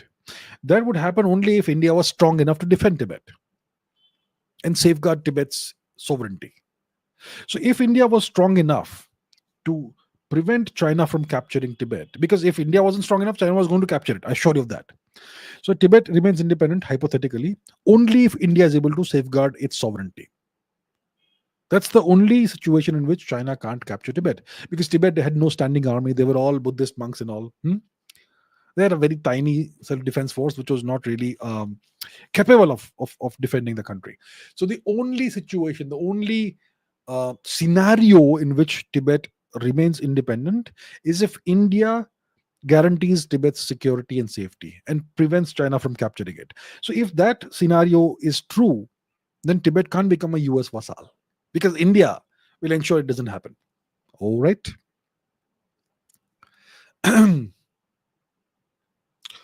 Manu Krishna says, if one becomes an IAS officer, how can one gain power to the highest echelons without partaking in elections and becoming a slave to the politicians? I have no idea. Look, as an IAS officer, you have great amount of power over small people. So if you're a district collector, district magistrate, or whatever, you have a tremendous amount of power on all the poor, all the powerless people, all the citizens who live in the district. You have complete power over them. Excuse me. But you have to take orders from the politicians who are above you. So as an IAS officer, you are always taking orders from somebody. And the higher you rise, you take orders from more and more powerful politicians. That's how it works. So how can one gain power to the highest echelons without partaking in elections and becoming a slave to the politicians? I'm not quite sure. I'm sure there is a game that you play, and if you play it well, then you can become more powerful than most politicians. It's possible, I'm sure. I think to understand how it works, I think you have to watch Yes Minister, Yes Prime Minister, in which they've kind of satirized how all that works. The officers, the bureaucrats are always really the ones in power, and the politicians, they come and go. It's kind of like that. But I'm not quite sure how it happens how it works in real life. I'm sure it's possible to a certain extent, possibly hypothetically. Okay. Om Bekerekar says, why did Yugoslavia disintegrate just 10 years after Tito's death? Was it due to a power vacuum or external interference since the EU formed around the time? What can India learn from it? Okay. The, this nation, Yugoslavia, was a great experiment. It was kind of a successful socialist experiment for a change. Kind of. Okay. Why did it disintegrate? It disintegrated because the USSR collapsed and disintegrated itself. So the USSR disintegrates, and the USSR was the guarantor of security of Yugoslavia. And because that protection was gone, the Americans said, now we can play God. Now this is the unipolar moment. There's no competition for us. There's no power who can oppose us. So let's play God and let's break up Yugoslavia. And that's what they did. So it's, yeah, external interference because of an absence of protective power over Yugoslavia, which was the USSR. Yeah, so what can India learn from this? India can learn that, power is all that matters. Strength is all that matters. The greatest weakness in geopolitics, the greatest sin in geopolitics is weakness. If you are weak, you're committing a sin. That's what India can learn. Karthik Mali says, do you think Hinduism will vanish after a few centuries as the people don't have much knowledge about their own religion and the conversion racket is going on and how Hinduism has shrunk, etc.? It's possible if we are not careful. It could happen. Most of us, we don't know much about our own culture, our own religion compared to what our grandparents knew. We know very little. We care very little because the education system is such that it just pulls us away. It doesn't teach us anything about our culture. We don't learn anything about our ancestors, about our history, who we are, where we came from, what our ancestors did, what fights did, what struggles they faced, what their culture is, how much they fought to safeguard their culture, their religion, and keep it alive. And what is our religion? What is our culture? What are the components? Why should it be important to us? We are taught nothing at all. And our parents generally are too busy working, so they don't get to teach us anything. So we are just completely, deracinated, cut off from our roots. And this happens increasingly generation after generation. And eventually, most Indians will have absolutely no connection to their culture. And you see that in big cities today. So it's possible that in a few centuries, maybe in a few decades, Hinduism will essentially cease to exist. It's possible if we are not careful. But I hope it doesn't happen. We have survived 10,000 years, more or less. So hopefully we survive another 10,000 years. So let's be optimistic, but let's be careful, is what I would say. Okay, Sid says, do you think Indian civilization is older than the Australian civilization? Does Australia have a civilization? Australia had the Aboriginal people, but they never had an advanced civilization. What's a civilization? It's an advanced society that is a net exporter of culture and so many other characteristics. Australia cannot be classified. The society of the native people of Australia, I don't know what it was like before the invaders came in, the British came in and destroyed everything. It doesn't look like they were very advanced. So I don't know if it qualifies to be a civilization. In case it was a civilization, we don't know when it emerged for the first time. So I don't know. Our civilization is, let's say, 10,000 years old, perhaps. Okay, maybe older, but roughly 10,000 years old. Did the native Australians also have something that old? We don't know. We have found no evidence of that. It's possible, but we don't know. So can't really say. Okay. Raz says our patent laws are decades old. Don't you think they need urgent reform? I think everything in this country needs urgent reform. I have not looked at the patent laws, so I don't know how it is like, but I'm pretty sure it all dates back to the 19th century or 18th century. I have no idea. So I'm sure everything needs urgent reform. Rajarshi says, this is the last question for today. What's your opinion on working for the UN? Is it a good domain to explore jobs for youth with the few years of corporate experience? I think working for the UN is great. You get a lot of exposure, very little work, and if you are smart, you can really have a great life. See, the UN has a huge budget. and it does nothing. The UN does nothing, but it will send you to different places and it will give you a lot of exposure, and you will get in touch with very very famous and important people. And if you play the game well, you could become a very important person. You could get a lot of exposure. You'll get a good salary as well. These huge budgets, they do nothing with it, and most of the budget is spent on the expenditure and salaries and travel and hotels and flights for their top brass. So, you know, it's not a bad thing to get into. You may become, who knows, the next UN Secretary General in 20-30 years if you play your cards right. So I'm half joking here, but I think it's a good thing to get into. You could. So is it a good domain to explore jobs for youth with a few years of corporate experience?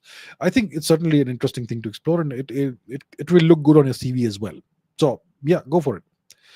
All right, with that, we are at the end of today's show, 2 hours, 16 minutes plus. So thank you so much for all your questions. It was fun discussing all this, and we'll continue this next weekend. All right, next weekend I'll take questions from the comments. Until then, take care, keep asking questions, keep raising your standards, and I will see you very soon in a week's time. Take care. Bye bye.